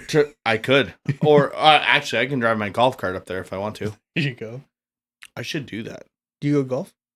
Yeah, let's go golf sometime, bro. You any good? No. Me neither. I'm terrible. I just like hitting golf balls and drinking beer and driving golf carts. Perfect. And I own my own golf cart, so and it's lifted. Nice stereo system and everything. No. Well, I mean, Bluetooth speakers can suffice nowadays, but you get little spinners on those wheels or what? No. Nah, come on, man. I'm too much of a redneck for that. I just got nice looking big large black wheels. Hell yeah. Where do you go golf at? I like Suntide's the best. Suntide's? Yeah, Suntide's pretty cool. That's one of my favorites. I like Suntide's. I don't have a problem going to like Westwood. Mm-hmm. They're redoing it. They're redoing it right now, yeah. I mean, and they're putting in a sick like 2-story driving range. Yeah. So like that'll be cool. I'm excited for that. Not till next year is when it's projected to be finished, which sucks, but I've golfed there since they started doing stuff, and it's better now than it was 2 months ago. Yeah. So I've only been to Apple Tree like once or twice, but like I feel like a fish out of water at Apple Tree. Yeah. Like I don't belong there. Yeah, I don't even think I would. I've been there like servicing it, you know, with because one of the other guys I was training with, he services them monthly. Every time I go there, man, I feel like just going in there to service them, I feel like I'm way out of place. Yeah. No, I mean, it's like for one, and I mean, this isn't a huge deal, but like I can't take my golf cart to Apple Tree because, it has like, since it's lifted, it has like 4-wheeler tires on it. Oh yeah. And so like they don't like I'm not allowed to take it there because my tires will mess up their course. I'm like, sometimes we disagree. Yeah. Yeah, they're kind of pretentious out there. Yeah, so I mean, but I'm not paying that much to golf either. No, me either. That's the thing is I'm not paying $80 for a round of golf. No, I enjoy golf, but not that much. Well, I'm not very good, so that's the other reason. It doesn't make any sense. I don't want to right? pay that much money. Yeah. The other one I want to do, just haven't done it yet. But like, I mean, it's on my list. I want to go do it. I want to go down to the one. So you hunt, right? Mm-hmm. You know where the golf course is when you're going towards Goldendale, like out past Toppenish? Oh, the one over there by Granger? No. Even further, like like you turn like go to Toppenish, turn you're gonna drive down to Goldendale. Yeah. And then there's that one on I think it's called the Mount Adams Golf Course. Oh yeah. Mm-hmm. Like right by the right by the wildlife refuge where all the duck planes are. Yeah. I want to go try that one because that's a beautiful course. Yeah. I've never been there. I always forget about that one. I haven't been there either, but I want to try it. Because I've never been, but Jason always likes going to the one over there by Granger, Cherry Hill, I think is what it's called, or something like that. Yeah, but Jason can golf though. Not lately. I mean, he does every once in a while. But I think once or twice a year. Oh, I thought he was pretty good at golf. He is pretty decent, but he hasn't golfed in a long time, and he doesn't golf as much. So he's, it's one of those things that you don't keep up on it. Yeah, you kind of lose it. Yeah, but I'm terrible, so yeah, perfect. He can outdrive me any day, but I guarantee, maybe I don't know. I can hit my irons pretty decent. I might outdrive you on like one or two holes when I get lucky. Yeah, that's how it rolls for me. Like I'm either gonna outdrive you or it's gonna go 20 feet. Yeah, mine. I can't go that far, but mine 95% of the time go straight. Well, that's a good thing. That's the main thing, right? Yeah, that's the main thing. Yeah, because you can always make up for it with your irons and shit, and on putting. Yeah, as long as you're decent at putting, which I'm not. I can't read those greens to save my life. But also, I haven't taken that much time to do it either. I just kind of go and just like, okay, kind of lows to the left, and then just hit it. Well, I'm not. I'm just doing it to have fun. I'm not doing it to exactly. And see, I'm with you. Like I mean, like as long as I can get a decent drive to get it out there, then I'm in pretty good shape because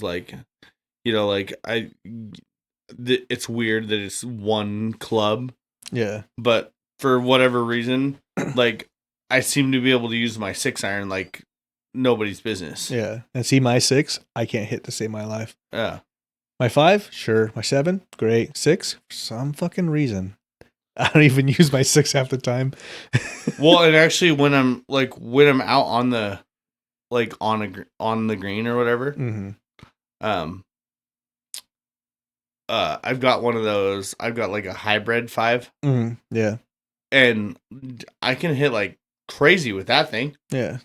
Hybrids are pretty nice. Yeah, they're pretty cool. So I need to get some. All I got is some irons that I got. I got my whole set's kind of like a Frankenstein set, but I got the main set, the irons and whatnot, from a guy here. I think it was in Yakima or Selah. I met him in Selah at least. And it was $80 with the bag. See, and they were like brand fucking new. Like you looked at them and the heads didn't even look like they've been used. Yeah, he said it was his backup set. I did the same thing, and mine's really Frankenstein together too because so I just bought a whole set of clubs. Yeah. From a guy and and I was like, all right, with the bag. Yeah. And then I went out and just for fun I bought myself a new bag. Yeah. One year and then last year. Yeah, it was last year. I bought a new driver because the driver I had, I just couldn't fucking do shit with. Yeah. I had no confidence. I was like, no. And so I went down to Pro Golf discount there on Hill. Yeah. And which was kind of cool. Like, I mean, I will say this. I mean, I loved doing it that way. Yeah. Because I talked to the kid, told him what was going on, everything like that. And then he measured me with their little measure stick thing. Yeah. And then he gave me like 4 different drivers, and then they've got like a place where you can just sit there and whack balls. And he was like, just hit as many as you want. Don't worry about it. Yeah. I was like, okay. He's like, yeah, I mean, whenever you're done, just let me know. And if there's one of them that you like, we'll talk about it. And I was like, all right, cool. Yeah. So I just sat there and, sat there for like an hour and just was whacking balls into their little safety net thing. Yeah. But it's pretty cool. Yeah, my driver is a Big Bertha. I think yeah. Gal was selling it on Facebook Marketplace for like $100. Talked her down to 80, and it was an older one. Yeah, but it's brand new to me. And when you look at the head and the face on it, when I first got it, it looked pretty clean. So, and I've been smacking fucking straight with that thing. So, but I do need to go down and because I think my irons are a little too short for me. Because what I do is I top my balls all the fucking time, so I have to bend down further to take up the grass. So I did exactly what you're about ready to say last year. Mm-hmm. For Christmas, my parents asked me, they were like, "Well, what do you want for Christmas?" Mm-hmm. And like I said, after having kind of like I said, still terrible. Yeah. But since I had gotten into golf, I was just like, well, I mean, if you want to give me some, I mean, like, because I had went golfing with, who the hell was it? Terry Hankinson. Oh, yeah, yeah. Yeah, so, I went golfing with Terry. Mm-hmm. And so I played, we played, like, the front 9, and then Terry's the one who noticed it. He was like, dude, I think your clubs aren't long enough for you. Yeah. And he was like, because you're a decent sized guy. He was like, how tall are you? And I was like, I'm 6 feet tall. Yeah. He's like, oh, dude, I think your clubs are too short for you. Yeah. So I played the back 9 with like Terry's irons. Mm-hmm. And I did amazing. Yeah. On the back 9. Yeah. So then I was just like, well, shit, I want to have my clubs lengthened now. Because he told me that's what he had done. Yeah. And I was just like, shit, yeah. So when my parents asked me, they're like, well, what do you want for Christmas? I'm like, I need to have my golf clubs lengthened. So, yeah. That'd be something I have to do then. Because I don't want to buy new clubs. I'd rather just have them.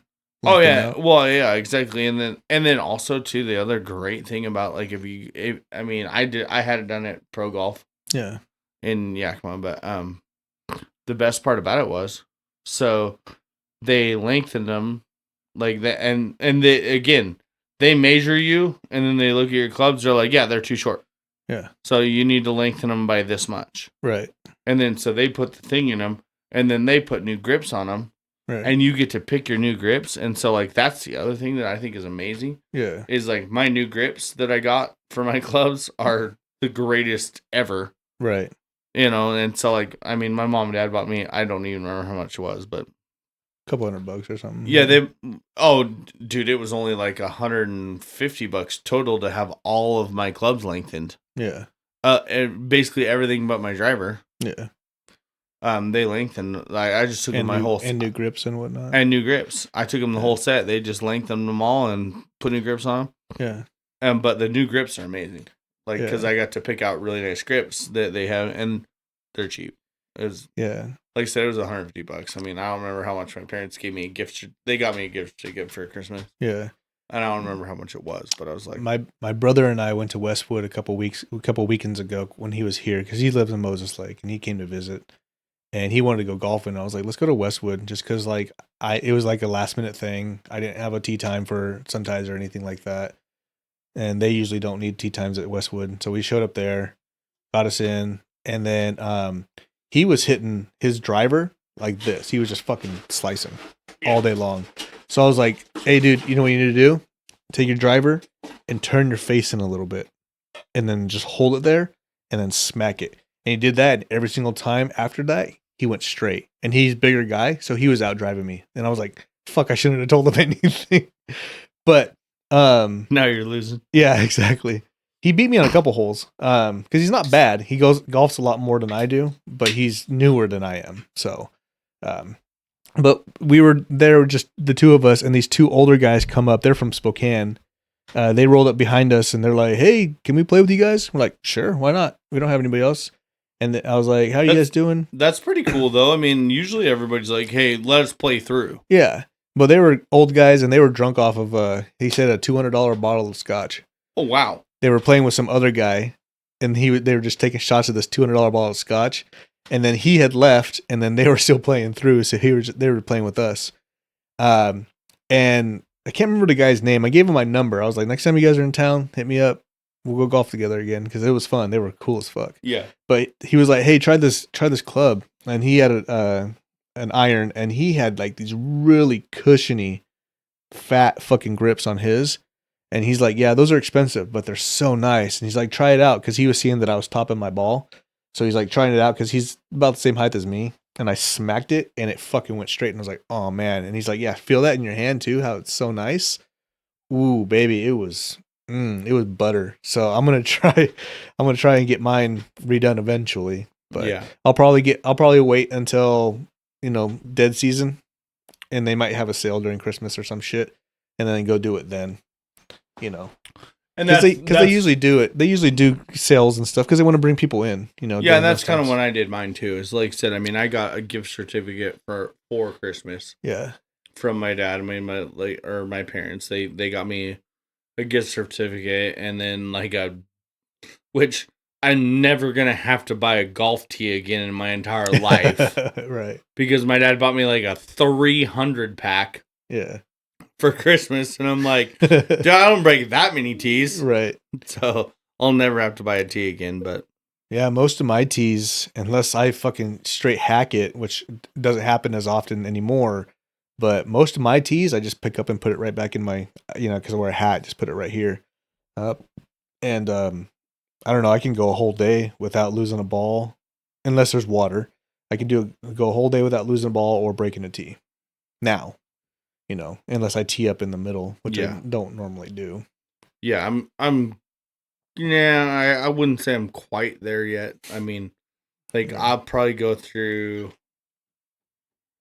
I bet I use 2, if not, on a bad day, I'll use 3 tees. Yeah.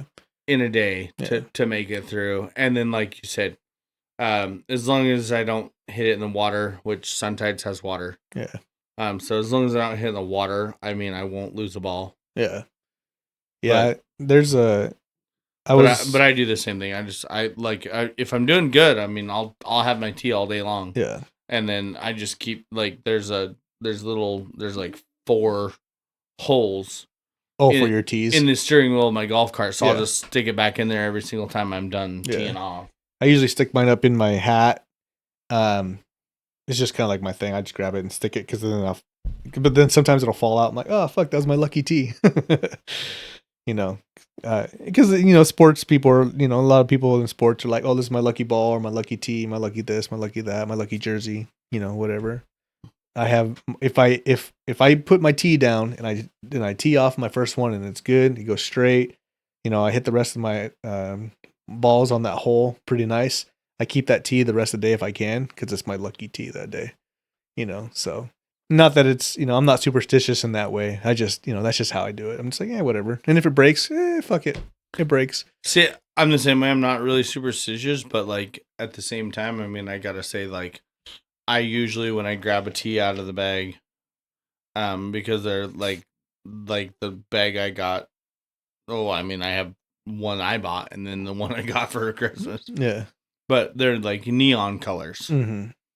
And so I usually use the lime green color because lime green is my favorite color. Yeah. And then I have a brand new box of Callaway balls that are also lime green. Nice. So again, I'm not superstitious, but I use the lime green tee and the lime green ball because I'm like, this is just who I am. Yeah. I mean, it's just me. Now you just need some lime green golf pants. And sometimes I feel like I'm fucking doing better because I'm like, oh, that's working out for me. Mm-hmm.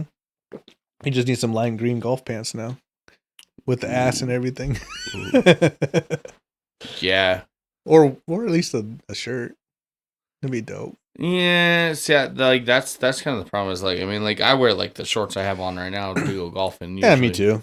I wear these or whatever. I don't wear anything fancy. Sometimes I'll wear a collared. Polo or something. They're lucky that I wore shoes instead of flip flops when I go golfing. Yeah. Have you ever played that game? Bad Cards for Good Golfers. No. Yeah. I can't remember who it was. I think it was one of my friends. But it's a little card game that you take when you go golfing, and everybody at every hole pulls a card out, and they're either good or bad. cards. So the good ones that you hold on to will have a minus sign on them, a minus number, and if you keep those until the end of the game, you cash them in essentially and take that off the stroke, off your total. So like some are -3, some are -1. The other ones are like we played with one. It was golf this entire hole without one of your shoes on. So you take off one of your shoes and you golf the whole hole without your shoe. One is you can only hit with 5-iron the whole hole. So if say it's like a 3, like a par 3, you're smacking with the 5-iron and then you get on the green and then you have the putt with the 5-iron. There's other ones like roll a dice and then whatever the number lands on, that's how many clubs you can use for this hole. So if it lands on 1, you can only use 1 club. If it lands on 6, you can use 6 different clubs. And there's other ones like choose someone to take their if they make a putt, they have to make the same putt again for it to count. Stuff like that. So it's a fun little game. I can't remember exactly where we played it, but it was so fun that I went and bought it. It's like on Amazon for like $15 or whatever. No, that actually sounds like a blast. Yeah. Especially because, like you said, I don't take golf that seriously. So me neither. So I mean, like it'd be fun to play the game because like none of us were really like banking on winning as it was going before. We might as well have some fun with this. Yeah. I'm hesitant to say this on air, but like, like I also golf with like my buddies and stuff, and where like they'll if you're not careful, if they're in front of you, they'll run over your ball and fucking and push it into the green. Yeah, we've done that. So it's just like they'll run over it with your golf cart. I'm like, oh yeah, that sucks. We do that. We do that sometimes. Yeah, just to fuck with people, especially if they're beating us. We're just like, fuck this guy. Boom. And then, I didn't see your ball, dude. So drop it. Take a shot right there.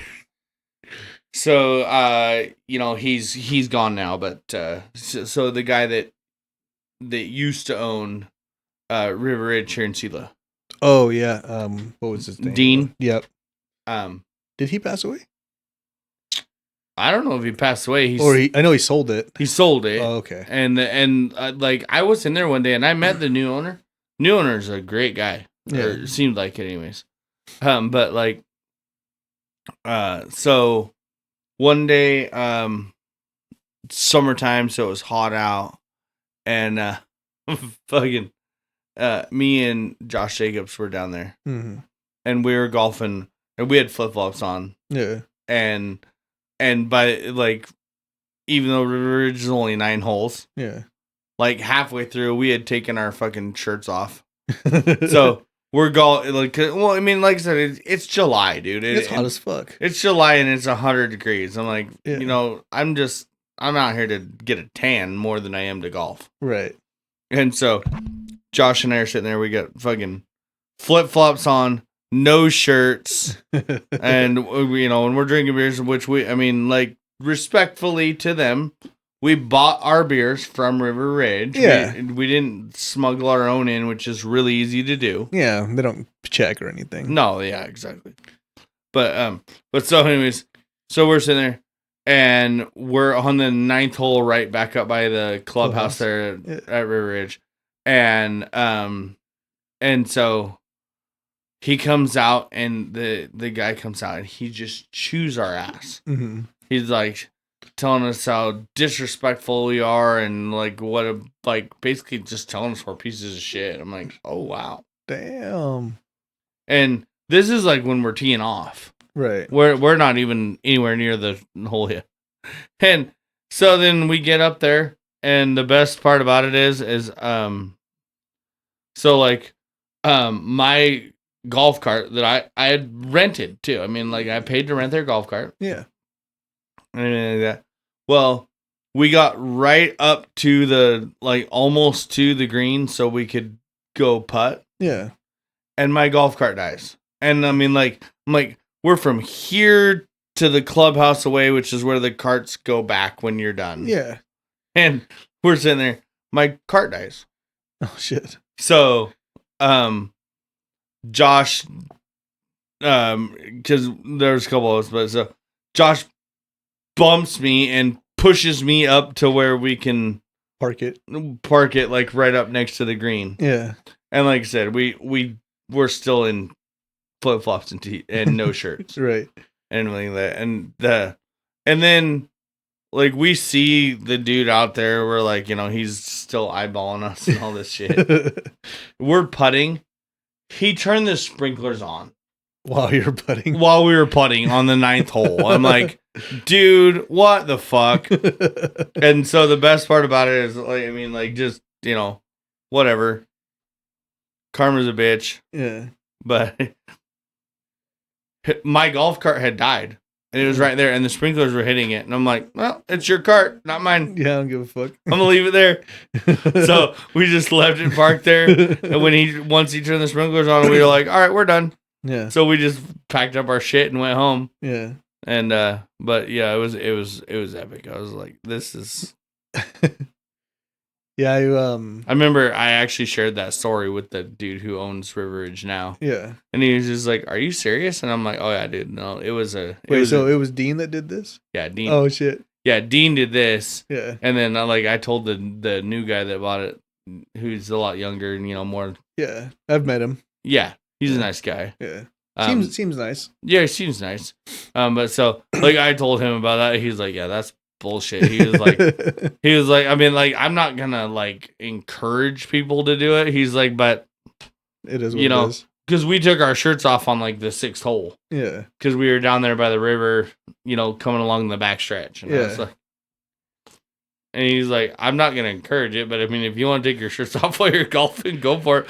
He's like, I'm not going to turn the sprinklers on you as punishment. And I was like, yeah. Well, if I don't think there's anything written anywhere on their rules or anything that says you have to be shirted anyways. I think you're right. So, I mean, if they have an issue with it, make sure it's in your rules. Yeah. I would think. I mean, no shirts, no shoes, no service is there for a reason on a lot of places. Yeah, I mean, I don't think it says it anywhere over there. So, I mean, technically, you could barefoot and no shirt.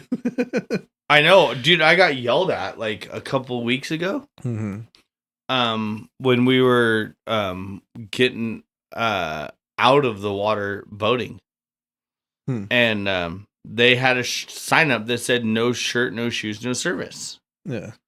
And I mean, I had my shirt on and shoes. Yeah.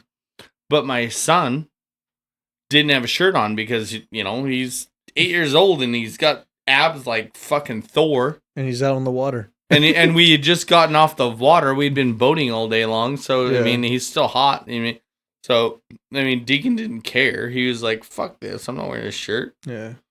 Where was this at? Advantage. Oh, shit. What? And we walked in the They're really expecting people to come off the water fully clothed. Yeah. The fuck is wrong with dude? them? We walked in the mini mart and the dude chewed my ass. He was just like, he needs to be wearing a shirt. I'm like, why? He's 8. What, you want to fuck him or something? Yeah, I'm like, because he's 8, bro. I'm like, he's 8, dude. Chill out. Is he turning you on or something, you weirdo? Yeah, but he's like, he needs to be wearing a shirt. It's a fucking kid. We have a no shirt. He actually recited it, dude. He's like, we have a no shirt, no shoes, no service policy. I'm like, he's 8. Yeah, it's RCW 14PQ9 for what 12.749 states that no patrons are allowed inside the store without shoes, shirt, or washing. Yeah, RCW 12.49 Washington Penis Code. And fuck off, dude. I'm like, go to hell, dude. The guy's 8. He's having a good time. It's not like it's a fucking restaurant or something. He's got no shirt on. It's a mini mart. And it's a mini and kind of a shitty mini mart too. But I'm like, it's not like I let my daughter go in there shirtless. Well, of course not. I let my little boy go in there shirtless, dude. He's 8. Right. So whatever. Some of these people, man, they just and I understand to an extent because it is policy, but what harm is it really doing? None.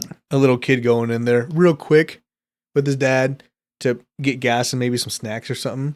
We were looking for snacks. Yeah. What's the big fucking deal? Yeah. We had polished off all the food because we stayed way later. It was 7:00 at night. Yeah. We stayed way later than we wanted to, or than we wanted to. We need some snacks on the way home. Planned on, yeah. So I was like, dude, let's grab some snacks for the way home. Yeah. So I was like, we went in there. And actually, I mean, to be honest with you, I went in there because I was like, oh, it's a mini mart. So we go in there and maybe get some corn dogs or something. But they had no hot food. Yeah. So it was literally just snacks. I mean, all we got was like chips and beef jerky. Yeah. I'm like, what? I mean, which is fine, but I'm like, what the fuck? Yeah, dude. What the fuck? Why do you have to be a dick? Just because some people just have just an inkling of power and they let it get to their head. Yeah. Well, inkling of power, and then I mean, I guess I kind of can understand maybe where he's coming from. You work at the mini mart Advantage, so your whole day is involved in seeing people that are going to have way more fun than you're going to. You're gonna sit here behind this shitty ass counter at this ghetto ass mini mart. A little jealousy there. Yeah, a little jealousy of like, I mean, whatever. It is what it is. We've obviously been on. It's 7:00 at night. We've been on the river all day long. Yeah, I'm fucking red. Kids red. Yeah, we've had a blast, and you're jealous that you didn't. Yeah. So you're gonna be an asshole about it. Like whatever. Yeah, it is. And to each their own, I guess. But yeah, I never understood that, especially like a couple grown ass adults coming in without their shirts. Like, hey guys, you gotta have your shirts on to come in here. Makes sense. But a kid with his dad, fucking who cares, dude? Let him do it. Yeah, it's a kid. Let him have fun. He doesn't need to be fucking. What do you want him to go get a tuxedo and come in here or what? I know. Well, and like even a couple grown ass adults though, you kind of expect it there. You should expect it there, and you gotta use your judgment too. I mean, like, there's a difference between say like a couple guys like us. There's a difference between a couple dads coming in, even if we didn't have our shirts on. Yeah. It's a difference between a couple dads coming in there and we just happen to not have shirts on because we've been on the boat all day. Yeah. And we were getting gas and some food. Versus like a couple, for instance, we were down there boating when watershed happened. Oh, yeah. And so the people that we were running into at the boat launch, that were all around us. Yeah. A couple drunk fucking frat bros that borrowed daddy's boat. Yeah. If they want to walk into the mini mart all fucked up okay. Then by all means, yell at them. But I'm here with my, guys, look at us. I'm like, I'm here with my kids. Yeah, we're here to have fun. We're just here to grab some goddamn snacks, and I'm pissed that you don't have a corn dog. So get off your high horse because it's so stupid. You guys don't even have corn dogs here. Go fuck yourself. Yeah. You bastards. Yeah, why don't you have a fucking deep fryer? What the hell kind of mini mart is this? No corn dogs, no pizza sticks. No, it's the only mini mart Advantage, and you don't have anything that's deep fried. I mean, I've been boating all day long. They have a restaurant out there, don't they? One little restaurant? No. Nothing? Not anymore. Fuck, dude. Someone needs to open something out there for summer. The restaurant's there, but it's shut down. I mean, it used to be called Blustrees. And it was that's right. There was one. Yeah, it was like a little hamburger joint, and it's still there. The building's still there? But the building's still there, but it's shut down, bro. That sucks. Probably not I think it's hard to make a good living when it's summer only. Yeah. It'd have to be one of those just seasonal businesses that you just have on the side to make extra money during summer. Yeah, and so I'm sure that what the problem is that the rent on the building year round, is what kills them. I mean, I bet they're doing great in the summer because if you got a good burger and everything like that, and it's right next to the goddamn boat launch. Yeah, I mean, I've been in there when it was open, and they had good burgers and stuff, and I mean, you go in there, but if you got to sign a lease that's gonna not have you open during, you're gonna still have to be open during the fucking winter time. All right, you're not gonna get any business there. Right. If there was something to do out there during the winter, maybe then we get some business, but there's not much over there. No, you have I mean, if I guess maybe if you put some more effort into it, especially nowadays in the age we live in. Yeah. If you marketed it the right way and got a hold of the DOT and had a sign put up that said food next right. Right. or like all this. I mean, if you did that, maybe you could get by in the winter, like with just because I-82 comes right or I-90 comes right through there. Well, not only that, but like from there to Ellensburg, I mean, that's a little bit of a mob. It's a mob, and people coming out of George, and so is it from there to George. I mean, like it's enough of a mob that like. I mean, if there's about 30-35 minutes so like if way. Like yeah, so like if you're coming through Ellensburg and you're not that hungry, and then you get up over the hill, you start deciding you're hungry, and then like I said, so it's either there or you got to go all the way to George, or Moses Lake after that. Yeah. I mean, like it would be good. Like, I mean, there's people who would be coming from Ellensburg and be like, oh yeah, no, dude, I'm hungry. I'll stop and grab a burger. Especially, I mean, they get, like I said, if you promoted it right. I mean, but like that's the biggest thing though about business. Though is it's all about how you market and promote. Yeah. I mean, like you can be your business can be as big as you want, right? As long as you market and promote it, right? Yeah, because if people don't know you exist, how are you going to get business? Exactly, right? And it's like like I mean, like separate from the construction thing, I have other business ideas that I'm working on and have in the making, but like if you don't let people know about them, right, then nobody will know about them. And any of those other business ideas you're working on are like in the stages already, or are they just ideas right now? I got one in the stages right now. Can you say it or no? Yeah, no, I can say it. So, I one of the business ideas I have is I want to open a hot dog truck. Oh, okay. Yeah. And like kind of like with the thought of taking it to breweries. Okay. And stuff, and like because like a lot of the breweries around town, that's where they get their food from is food trucks. Yeah. And so I want to do one that's just like gourmet hot dogs. Nice. Yeah. With like your menu of ones that are your signature ones, or well, I mean not signature ones, but like your normal, or like that people are used to, like a Seattle dog and a Chicago dog and a New York dog. Yeah. But then also with kind of a pretty decent array of sides that you can customize your own hot dog. Yeah, like create your own. Yeah, create your own hot dog. Yeah. It's like, I don't want cream cheese on. I want this, but I don't want that. So it's like, man, I'll just do like grilled onions and then relish, or whatever maybe. Exactly. Yeah. So shit like that. So I've been kind of like that's something I'm working on right now. Yeah. And so I want to do that, but so as like kind of a a pop-up like test run. Mm-hmm. I believe we have it locked down. If not, I apologize, but I mean I think I have it locked down. So the 21st of September, mm-hmm. I'm gonna set up like a booth instead of the actual food truck, because the food truck's not built yet. Yeah. At Selah Springs Brewing.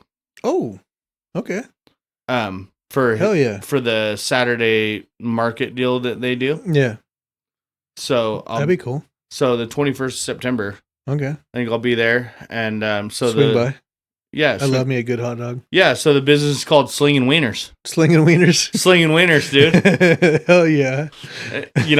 That was like one of my that's why it came to fruition and why it became such a great idea, is because I was like, how great would it be to have a hot dog truck called Slingin Wieners? And then shirts and hats. Oh yeah. Have a hat that says Slingin Wieners on it. Oh yeah, I want a hat that says Slingin Wieners. I want a hat that says Slingin Wieners, and then like also like I think the funniest thing about it would be to like like my logo, to be like just like a throwback like 60s style, like really clean cut like cartoon boy, mm-hmm. where it looks like he's throwing a football. Yeah, and then out in front of him is a hot dog with all the toppings flying off of it. That'd be dope. And then it just says Slingin Wieners. Hell yeah. Dude. And so like if you did that in like the throwback style t-shirts where it's like white t-shirt, blue or red sleeves or whatever, I mean like dude, that'd be sick. Yeah. Be awesome. That is dope. Let me know, bro. I'll buy a shirt or a hat. All right. Well, and buy a hot dog. All right. Well, just let me know. I said, so I mean, like you can pencil it in. Like I said, I'm pretty sure the 21st of September I'm going to be down there at Selah Springs Brewing, with the Slingin Wiener startup. Dude. Slingin Wiener startup. Be there or be square. Be there or be fucking out of a wiener. Yeah. Be starving. Be starving. Yeah. None of Tyler's wieners in your mouth. Yeah. If you don't show up. Everybody wants Tyler's wiener in your mouth. That's great, dude. I've always thought that me personally back in the day, and it's still, I guess, an idea that I always have in the back of my head still, is I've always wanted to start a food truck. I don't have a name for it or anything like that, but it would be strictly like people coming out of the bar food, like at 2:00 in the morning. And it would just be like, the only thing that sucks about Selah is they don't have food trucks like in Selah because of the rules or whatever, which we could probably get that changed. Oh yeah. But in Yakima, it's pretty common. Oh, real common. So I was thinking like a place, a food truck that you can park. Because when I lived in Spokane, they would do it at downtown Spokane all the time. Oh yeah. You go into a bar, 2:00 in the morning. All right, everybody out. And you go outside, and there's like 16 food trucks. And it's like, what the fuck? Where'd all these come from? Because they show up like 15 minutes before 2. Because that's when everybody's getting last call, kicked out. And there was everything. Anything you think of, there was shit down there. I'm like, man, this is great. I don't know if it's like that now, but it was, a number of years ago. Yeah. And then, so I thought about doing the same kind of thing because we don't really have anything like that here. So I was thinking like drunky / munchy food. So drunchy food. And it might be just called drunchies. I don't know. But it was like mac and cheese, deep fried mac and cheese bites. Yeah. Or like grilled mac and cheese. Yeah. Like a grilled cheese sandwich, but with mac and cheese on it. Oh. Or like a cheeseburger with mac and cheese. Sounds delicious. On the cheeseburger instead. Deep fried peanut butter jelly sandwiches. Deep fried Oreos. And then like normal stuff like fries, chips, stuff like that. But then maybe even like dogs or whatever. Nachos. Yeah. But like a garbage pile of nachos, So I always thought it'd be fun to do something like that. Oh yeah, dude, I totally would. That's my whole reasoning behind it is I just think it'd be so much fun to for me it's I'm always looking for new ways to expand, right? Make money. Yeah. But at the same time, I'd love something like that where it's this is gonna be something that I'm really gonna enjoy doing. Right. Well, not only that, but it's one of those things eventually doing construction is going to put a toll on your body. It already has. I'm already broken. I said. If you can somehow get that, if I can't get up in the morning and get in my hot tub, before I go to work, I'm useless because my body. So if there was a way that you could get that to self-sustaining almost to where you're basically just signing checks, which I already am. Yeah, then you can focus most of your day on that other thing, get that started, and then just work there. Because the only thing that you're really doing is almost standing all day. But like you said, the biggest difference there is, I've been doing construction for 25 years. Yeah. There's nothing about construction that still excites me. Right. The Slingin Wieners truck, that'd be a passion project. Yeah. I'd be so excited to go to work every single day because I'm yeah, hell yeah. Well, not only that, but just if you got the name down, got it, got it trademarked or whatever, and started selling, or not even that, but just have stickers made or koozies and hand them out. If you went to an event, for instance, and you were selling some dogs, and you're like, "Hey guys, take a sticker," or and that has your sticker, your logo, and then maybe a QR code or something that people can scan, takes you to your Facebook or your website, and it gives you all the locations you're going to be in that month or whatever. Boom, easy peasy, and it updates. The QR codes are dope because you can just put it up there, scan it, and they're like, "Hey man, remember that place? Where's they going to be?" It's I got the sticker. Scan it, and or they can Google it or whatever. Scan it, and they're going to be in fucking Wapato this weekend. Yeah, they're going to be at Bellbreaker on Thursday. Yeah, let's go. You know. So that's kind of my thought and where my head's at. Yeah, it'd be fun.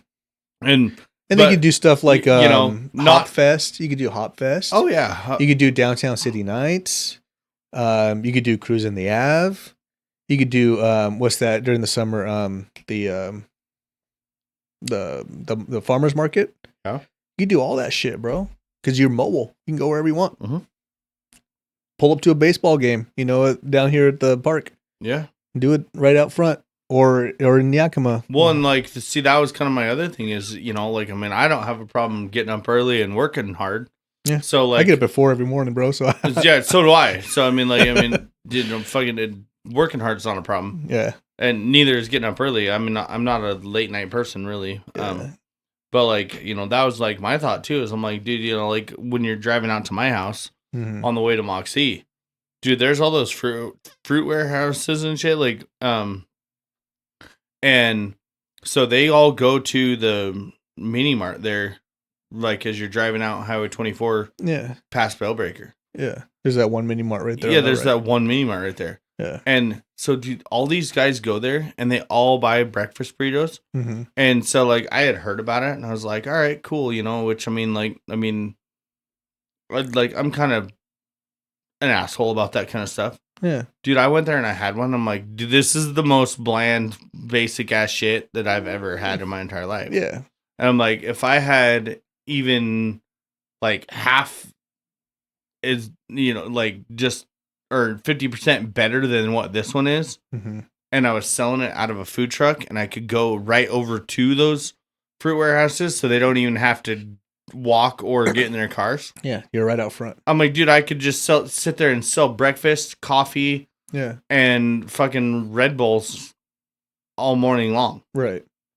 Well, that's when I was working, and I mean black coffee. I'm not gonna start an espresso stand or anything, dude. I'm because I don't even know how to make them. Right. But I mean, just have just the coffee, creamer, milk, sugar. Yeah, coffee, creamer, milk, sugar, and then and just have the proper sized, coffee machine to make, where you're making coffee, that you can serve on a pretty steady basis. Right. With your, or if you had a little shelf on the outside, a help yourself thing where you just fill up the pots and then just fill it up and do it themselves. Yeah, that'd be perfect. All you got to do is fill up the thing. Yeah, exactly. Just one of those, and then and so I've already that's one thing I've already done in preparation is, I perfected the breakfast sandwiches. Mm-hmm. And being that want to call the truck Slingin Wieners, I perfected them to put them on a hot dog bun instead of anything else. Yeah. And so I've made them and I've made them for friends and family and stuff like that. And they're like, dude, these are delicious. And I'm like, yeah. Bacon and egg, sausage and egg, ham and egg sandwiches that are all on a fucking hot dog bun. Hell yeah. And it's just wow, holy crap, these are really good. I'm like, yeah, I know. Right.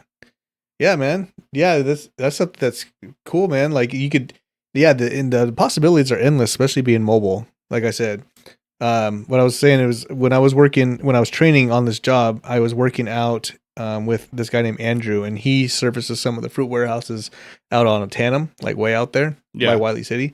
And during the lunchtime, there's a food truck guy that pulls up, but he doesn't have a food truck. He has a truck that has food in it, and he serves tacos out there. And he's out there every fucking afternoon. And see, that's what these fruit warehouses out by my house have, is they have those guys that come up in the truck. Yeah. And they open the sides. Yep.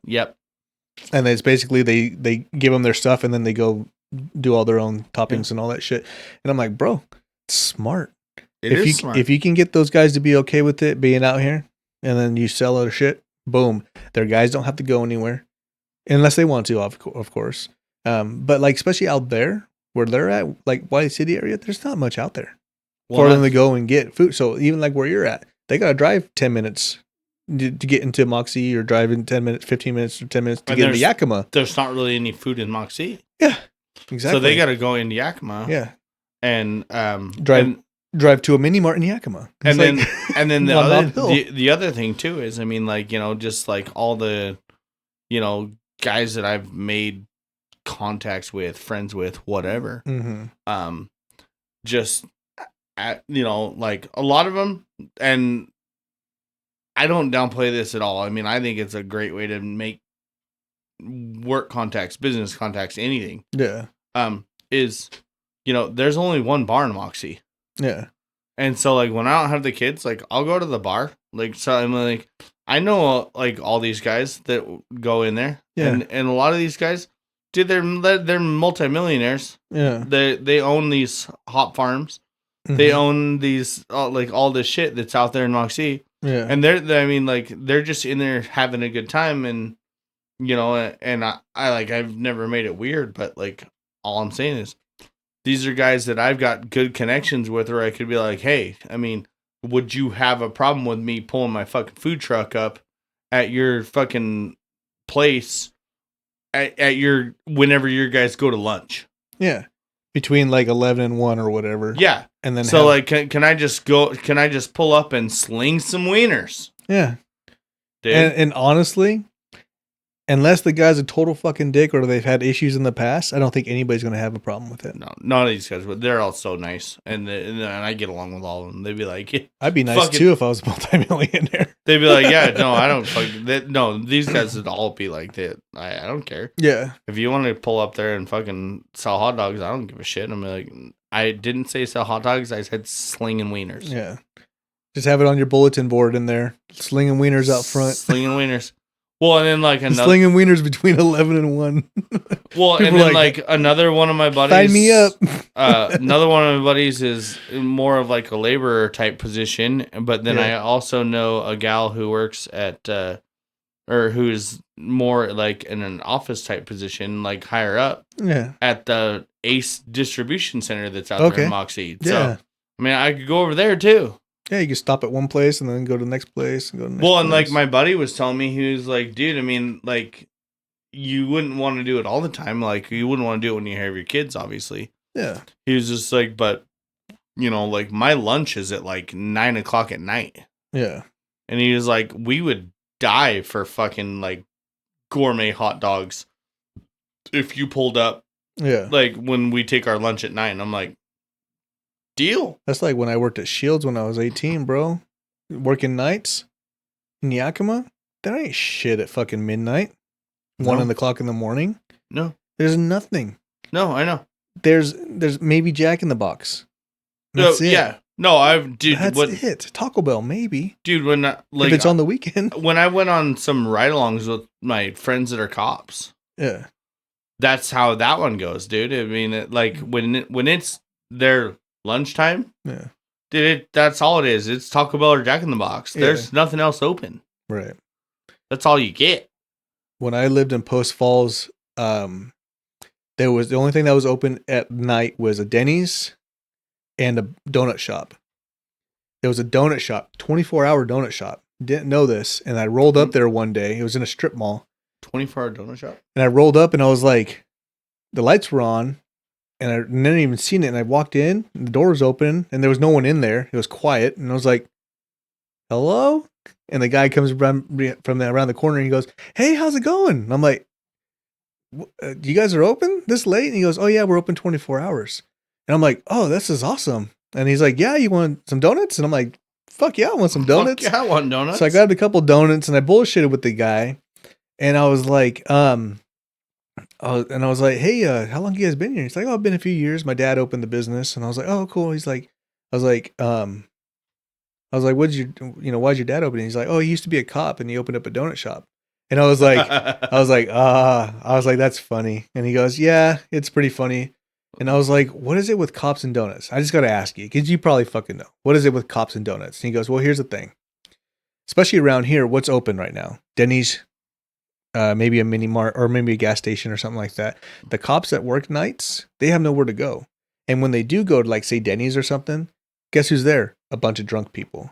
So they're sitting there eating their food and they see a bunch of drunk people get in their car and leave. They got to leave their food and go chase those fuckers down. So, but when they have places like in some bigger cities, they have 24-hour donut shops. They go into donut shops. Drunk people aren't usually thinking about donuts at 2 a.m. So they go in there and they can sit there and they can bullshit and they can have fun with each other. Coffee and donuts. Yeah. And then they leave. I'm like, that makes sense. And he's like, yeah, my dad loved doing that so much that he opened up his own donut shop. And I was like, that's awesome, bro. So me personally, I think that'd be fun. Open up a donut shop and just be 24 hours, or at least in the late night. Oh yeah. But like I said, I mean, from like 6 p.m. till 6 a.m. or like 10 a.m. or like 10 p.m. to 10 a.m. Cops come in late at night, have a donut, and then the people in the morning that want donuts can still get the donuts until 10 and then close out the rest of the day. Oh, yeah. That'd be cool. Because we have a couple donut places in town. But like you said, I mean, Vieira's is good, but food truck would be super sick too. I mean, like you'd have so much fun with that. I want a food truck so bad one of these days. Like speaking on the terms where you're talking about, like where you hit the 2 a.m. crowd. Yeah. The other great idea that I have, which is not even in any thoughts of production, but mainly because I think it's just the greatest way that I could ever come up with to get fucking robbed. Because of the cash you would have on hand. Yeah. But like I've always thought, I'm like, you know what would be great? Like, I mean, 2 a.m. bars are closing. You know, so you park outside the sports center or wherever. Yeah. Dude, open a mobile dispensary called the Weed Wagon. And just start selling weed out of a truck. I mean, like I said, you're going to get robbed really fast because, you know, everybody's going to know there's money in there, but like, you know, everybody's going to do it. Yeah. I mean, you used to smoke weed back in the day. Yeah. So, yeah, bars get out. You can't drink anymore, and it's the end of the night. Or no one can sell liquor anymore. So no one can sell liquor anymore. Or I mean, even if you didn't go to the bars, I mean, I just think like, you know, just you could just go to where all the food trucks are. Just like follow the food trucks around. Yeah. And just pull up right behind them and be like, I got the weed wagon here. People roll up, grab a couple joints, grab a burger, and then hang out. Yeah, exactly. Grab something from the food truck and then walk a little bit further backwards and grab a couple joints or whatever. And like, you'd be golden. Yeah, like, take a couple hits, take a couple bites, to be set. Yeah, exactly. Hell yeah, dude. All kinds of good ideas. Wow, I'm full of them. I'm full of ideas, but then my wife would say I'm full of shit too. Wow. But I would admit that I am full of shit. I will admit it too. I'm pretty full of shit too, but yeah, aren't we all? I think I have some good ideas and some bad ideas. Oh, I got plenty of bad ideas. I got lots of bad ideas. But I don't let those come to fruition usually. I have a couple bad ideas, but most of the time I either have ideas or good ideas. See, I think this was a pretty good idea. This whole podcast thing. Oh yeah, no, dude, this has been a blast. Yeah, like I said, fun. I mean, I'd come back anytime you want, but and most of the people that have come on and said, you know, I don't mind coming back, and I don't mind having repeat guests. I want to get through a couple more people before I start having people come back, but I definitely don't have any problem with people coming back on, especially since, you know, especially if they want to bring someone else with them, that'd be cool too, because then we can like bounce off each other, like three different. Because if you brought like say Josh with you, it'd be kind of fun. Yeah, because I like talking to Josh. He's always cool. That'd be a blast. I've always liked talking to Josh. He's always been a cool dude. Yeah, that one would be a blast. Yeah, but one of these days, I don't know. We'll see how this goes. Like I said, I'm not in it to make money. I'm in it to have fun. But if it does make money, that's cool. I haven't made any money yet, but I also haven't met those prerequisites to like be able to monetization or anything. Yeah. Well, and then also like, I mean, especially like the one we're doing tonight. Yeah. I'm gonna have a hard time monetizing that on YouTube because of the language. Yeah, it's all good. Actually, YouTube right now is kind of difficult for me, and see because I have a TikTok for this, but I haven't posted anything on there yet because most of those are video. Yeah. I don't have any video. I'm trying video, but I don't have any yet. Actually, I do have us recording right now video, but this is just a trial. Yeah. I'm not going to, this is just to see like if I know how to edit all that shit, get it together. Yeah. So essentially I do have video on right now, but it's not going to go up because this is like a trial one. Is it getting both of us? Mm-hmm. Oh. Yeah, it's getting both of us. It's getting you, me, and then I have 2 scenes set up. So we're like, it zooms in on me and it zooms in on you. So I have that set up, but it's not going to be on anything. Just the audio will be eventually. And this right now is just because I haven't had a chance to do it yet. Any trials. So essentially you're my video trial right now. And if it works out, maybe we might be able to put it on, but I don't know if, I don't have any know-how, and I don't know anybody. No one has taught me how to do any of this stuff. Yeah. I learned it myself and by watching tutorials online. Yeah. How to do all this stuff. So even like the editing part, the audio part, it's hard. And then I heard it gets to another difficulty when you start adding video because you got to sync everything together. Right. And that's the difficult part because right now I got 2 separate audio files and then I got a video file to sync all together. Yeah. And that's going to be fun.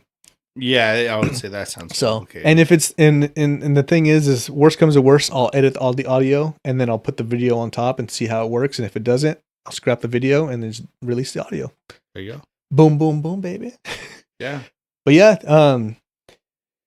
eventually like to get there. But it's always nice when people I see like you and then me. I mean, this isn't necessarily a dream of mine, but it's something different and it's fun.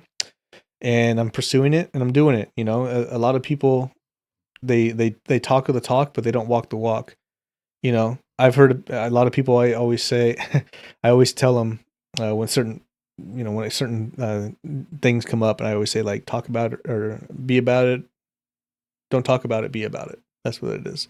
Well, and like the way and with you doing the hot dog thing, man. Dude, the way I throw it out there is, you're doing it. You're talking about it and you're doing it. Well, you can chase your dreams, but your dreams won't chase you back. Yeah. So just go for it. Worst that's going to happen is you spend a couple $100 getting it started. And it won't go nowhere. And you lost it, but it was a learning experience. Yeah. And you tried, and that's all you can do is try.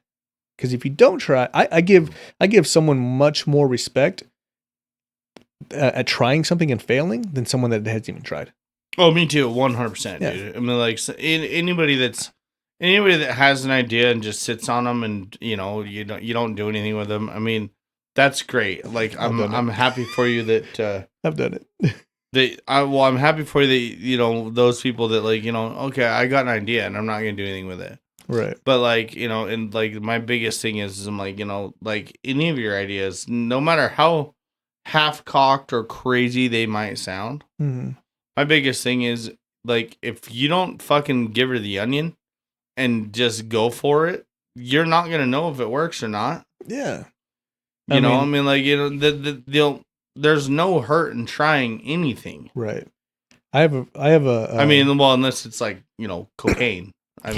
Or meth. Yeah, don't do that. I wouldn't recommend doing either one of those. Yeah, don't do those. But, like when it comes to, like, a business idea or something like that, especially because, let's be honest. Yeah, if you want to open up a clothing store, if you want to, I don't know, open up a delivery service or a food truck. Yeah. Do a podcast, start a YouTube channel. I don't know, play games on Twitch for a living. Yeah, there's a couple of those that I think might be a little played out, and you might be a little late to the game right now. I think I am, but I'm just doing it for fun. Like playing video games on Twitch, I don't think... It's tough. I don't think that's the greatest fucking revenue stream you could come up with right now. I've done it. You can come up with something better because I think that's, there's people who are just so much further ahead of you that you're not going to be... unless you're really goddamn good, I don't know if you're going to be very successful, but like... My wife and I tried it for a while. We got up to 500 followers on Twitch, but we never got affiliate because we didn't stream enough. You got to stream at least 8 hours a day. Yeah, see that, but how do you stream 8 hours of video games a day when you have a real job? And kids now. Yeah. It's tough. And so like, that's kind of my biggest thing is, with the hot dog truck ideas, and, like for me right now, it's like, I got to work my 9 to 5 to fund my 5 to 9. Right. But like, and that's where like a lot of people fall short is, if you're not willing to sacrifice that shit, you're not willing to do the grind, you're not going to get ahead in life. You're not going to get successful. Yeah. And also, if you're not willing to manifest like your success, it's going to be hard to ever get there. Yeah. I mean, you've got to be willing to make those sacrifices and put in that time, or else you're never going to get there. I mean, it's like the podcast. I mean, here we are on a Sunday. Yeah. Putting in the time when, I could be doing I mean, like I said, I don't have my kids right now. They're with their mom. Yeah. But like, I mean, you could be hanging out with your kids and your wife and everything like that right now. Honestly, right now I'd be pulling weeds. But so you're doing me a great service. but either way. But no, yeah, I understand. Either way, I'm just saying, like, I mean, like, you're sacrificing your time to sit here and, even if the goal isn't to make money off the podcast, I mean, you're just, that's kind of like how I look at everything in life is, I mean, you got to put in the work to get there, or else you're never going to get anywhere. Well, and see, like, this whole podcast thing to me was kind of like a weird thing that just kind of popped up out of nowhere in my head, and I decided I'm going to do it. And not only that, but it's almost like a therapy to me. Going and just kind of sitting here and talking with people about whatever is almost like a therapy to me. It's weird. Yeah, I don't know how to explain it, because like if I sit there, well, it's nice just to bullshit with people. It is like you and I know each other. We've known each other for quite a few years, but we haven't really talked in a while. So it's nice to just kind of sit down, catch up, and bullshit about stuff. And now I'm doing it for other people as well, because now other people can understand who you are and who I am, as part of their neighborhood and part of their culture in the area. Exactly. Because we're all part of the same group of people. Exactly. Well, we're part of the community, man. And like, the biggest thing too is, I mean, even if you're not planning to take this thing like mainstream and make money off of it, the possibility is there. Yeah, I mean, it could. I'm not doing it to it, but if it happens, I'm all for it. It could happen, and like, so like one of my biggest things like in life is, and like when I talk about like the people that I still talk to and I still hang out with is, like there's you have your thermostat like in life, just like you do in your house, so like it's nice and cool in your house right now. Yeah. So 68. My wife keeps it at 68. Yeah. So okay. So the thermostat in this house is set at 68 degrees. Yeah. So like, I mean, like that's just kind of how I look at like everything I'm trying to do, whether it's construction or the hot dog truck or whatever. Is like I'm just trying to up everything. Yeah. Like I don't want my thermostat for any of those things set at 68 degrees. I want it set at 120. Right. Because, if I set it at, because that's the thing about thermostat is, so you have your thermostat set at 68 degrees, you start doing really good, the air conditioning will kick back on and it'll cool you right back down and you'll be right at 68 degrees. Right. Where, when it comes to business and, just trying to make money and do shit, I mean, like, I want to be at 120. I want my thermostat set at 120. Right. And then I also want to surround myself with a lot of people, like my friends and, close people that I allow into my life. I want them also to be those kind of people, because if you hang out with 75 degree people, you're going to stay at 75 degrees. Yeah. Versus where, you hang out with people like, like I said, Josh Jacobs, for instance. Yeah. He owns his own business and he's doing the same thing I am, man. He's shooting for the stars. Yeah. He wants to do the best he possibly can all the goddamn time. Right. And so it's just like, that's a guy that right there that, like, I mean, Josh's thermostat set way over 100. Yeah. And like those are the kind of guys I like hanging out with and I like spending my time with, because they almost encourage you. They do encourage you. And they what's the word for it? They bring you up to their level. Exactly. And like, like one of my best friends in the world. I'm again, I'm not gonna mention names, but lives up in Wenatchee. He's got his own business and everything like that. I like I said, since I'm not mentioning names, I have no problem with he's a millionaire. Yeah. And like, I love hanging out with him and doing stuff with him because, like, no matter what, I mean, even when we're drinking beer, Yeah. it's just like I'm always like trying to be on the same level that he's at. Right. You know, I mean, like very subtle ways. Right. It's not like I'm like actually trying to, do. I mean, he has a different business than I do. Yeah. But you're not trying to copy him, but you're trying. I'm not trying to copy him. You're trying to match his level. I'm trying to match his level. I'm trying to feed off his energy because I mean, he's a guy that has his thermostat set at probably like 150. Yeah. Because that guy works more than any dude I've ever met, and he's really. I mean, he has a like $1.5 million house that he paid cash. He built cash for. I mean, he didn't have to get a loan or anything. Yeah, and he's got his own business and grinding. And but he is grinding. Like that's the thing. Yeah. Is he also? I mean, he's another guy that he works fucking 60 hours a week. Which I mean, that's what you got to do when you want to be at that level. I mean, you're not going to get to that level. And that's him clocking in. He also works not on the clock too, because when you own your business, you're 24/7, man. Oh, I know. Because you're doing shit. You're doing taxes. You're doing payroll. You're doing all the back end stuff. You're doing maintenance. You're making sure your guys are calling in or not calling in. You're doing all kinds of shit. 2 in the morning, you get a phone call for something. I get phone calls on Sunday while I'm out on my boat. Yeah. About jobs, and I'm like, I'm gonna have to call you back because I don't have anything to write on right now. I mean, like, I understand your concerns, but I mean, like that happens. Yeah. But like, I mean, like I said, like that's just like, I mean, those are the kind of people I try and surround myself with. Right. Is I want to be at that level. I mean, I'm not looking to. Well, it's good. It's good to be like that because it's always like if you're hanging out with people that are just smoking weed and drinking beer and partying all the time, then you're going to be just like that.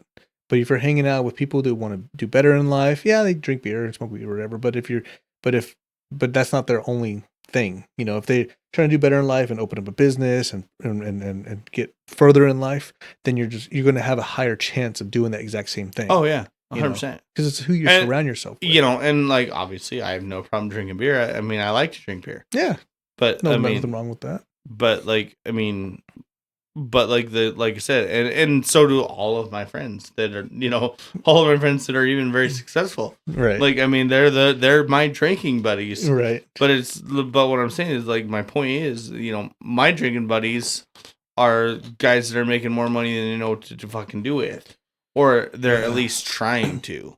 Yeah. They're trying to better their life for themselves and their family. Yeah. I'm not hanging out with, guys that are just content with their job at Lowe's. Yeah. Loading trucks or, driving forklift at Lowe's. Right. I'm not drinking beer with those. Which we're not saying anything bad against people that work those things. It's just, no, I'm not. There's like, we're advocating for trying to better your life if you can. If anybody is listening to this and you're offended by what I just said, your job is necessary, and I was not trying to be an asshole. No, what he was saying is, as long as you're trying to better your life or you're doing good in life, then there's no shame in what you're doing right now. Exactly. Right. And like when you're guys like you and I were, like, I mean, you got kids. Yeah. I mean, like, I want the best life for my kids that I could ever imagine. That's why I wake up at 4 every morning. And exactly, me too. If I didn't give a fuck about my kids, I'd be working. I'd be starting my day at 11 p.m. or 11 a.m. Yeah. And then working evenings or whatever. Yeah. I'd be sleeping in. I'd be like, fuck it. Who cares? Yeah. But I get up at 4. I'm up before everybody's up. Like today I got up at 6 because it's my day off. But I started cleaning around the house because I want my kids to come downstairs and have a clean house. Not that my wife doesn't help or anything like that. I clean, my wife cleans. I cook, my wife cooks and all that stuff. It's a team effort. Kind of thing. But I'm trying to do it for my kids. I'm not doing it for me. I'm not doing it for my wife. I'm doing it for my kids. Oh, me too. 100%. Yeah. All this shit. Everything. 100%. And then like I said, this house for my kids. The food that's in the pantry for my kids. Yeah. This is for me. The podcast is for you. But everything else is for my wife or kids. Yeah. No, I agree 100%. Yeah. Especially because, I mean, like, I feel you. And and I don't, like, I mean, I'm not trying to, I don't want any sympathy. I'm not trying to say, oh, poor me, but like, same thing, except for like, I don't have the other person to help like you do. Yeah. I don't have a Jenna. Yeah, so it's even more difficult. So for me, it's I'm cleaning my house for my kids. Hey man, my mom was a single mom. I'm doing the laundry for the kids. I'm working for the kids. Yeah. Especially because like when whatever when my daughter had braces. I'm like, okay, well my daughter needs braces. Cool. Yeah. Guess I'm gonna have to put in a couple extra hours here to pay for these braces. Yep. That's what you got to do, man. You got to do what you got to do for your kiddos. Or, Kaylee's doing this many fucking dance classes. Mm-hmm. I'm like, got to put in a couple extra hours to pay for these dance classes. Right. Yeah. I mean, full lights ain't cheap. Yeah. The shit ain't cheap, especially nowadays. And of course, you don't want to stifle your kids from doing things they want to do. No. Like Xander, he wanted to play soccer a couple years, like 2 years ago. And we're like, okay. We're going to do it, bubs. Here's the thing. We're going to pay for soccer. We'll buy you cleats. We'll buy you shin guards and all that stuff and a soccer ball to practice. But if mom and dad are paying for your soccer, you got to do the entire season. Yeah. Once you're done with that season, if you never want to do it again or you want to wait a couple more years to try it again, sure, I'm all for it. Because I don't want to keep him from doing something because I can't afford it or whatever. I'll figure out a way to afford it if it makes my kids happy. Always. I'll sell something. I'll stay a couple hours late at work. I'll fucking pick up a side job and do something for somebody, a side job, fucking doing whatever. Pulling weeds. I don't give a shit. Whatever you want me to do. Wash your car. I don't give a fuck, dude. Give me $60 and I'll wash your car and detail it and all that shit. I mean, I'm not good at it, but I'll do it. I'll try it to make sure my kids are able to do the things that they want to do. 100%. Or at least have food on the table. Yeah. No shit. Yeah. Exactly. Especially nowadays. Fuck yeah. No. Went to the store the other day, got 2 bags, and it was like $100. I was like, what the fuck did I buy? Oh, I know. Nothing. When a dozen eggs is fucking $8, it's like, what? Yeah. And that's not even like the organics or anything. That's just normal. No. I don't want organic. I just want regular eggs. Yeah. And it's like $8 for a dozen eggs. Isn't that crazy? Dude, it's nuts. So, well, it's getting kind of late. I was going to say, I got to pee, so. Oh, yeah, man. We can cut off right here, bro. But, well, it was good chatting with you, man. Thanks for coming over. Anytime, bro. Just let me know. We got to do this again.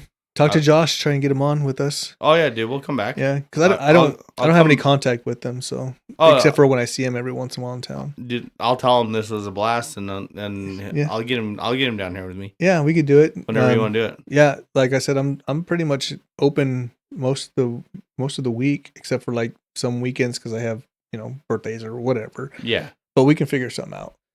But just let me know. Before we go, do you want to plug anything else? Say your business again, or anything like that, or your favorite YouTube channels, favorite memes, fucking whatever, anything? Yeah, I don't have favorite YouTube channels or memes really. But I mean, not really. And I'm not really a social media person, so I don't really have much to plug. I mean, like I said, if anybody's listening to this, September 21st, Selah Springs, right? Selah Springs, Saturday market. Come on down. Check out AJ's Brewery. I mean, the place is awesome. Yeah.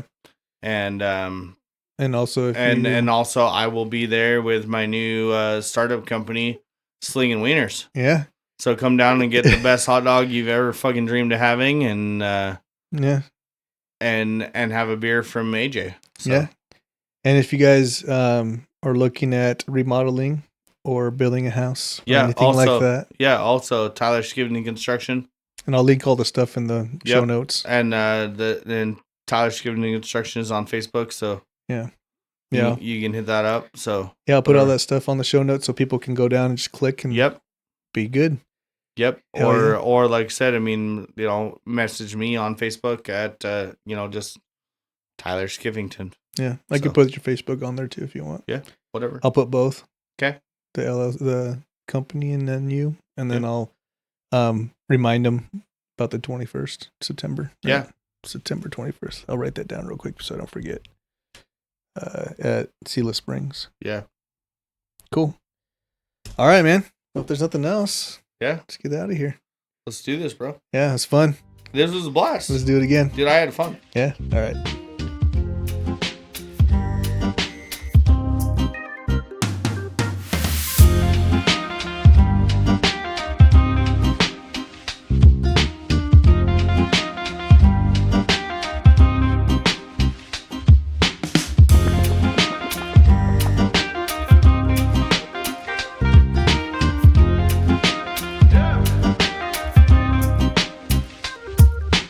it.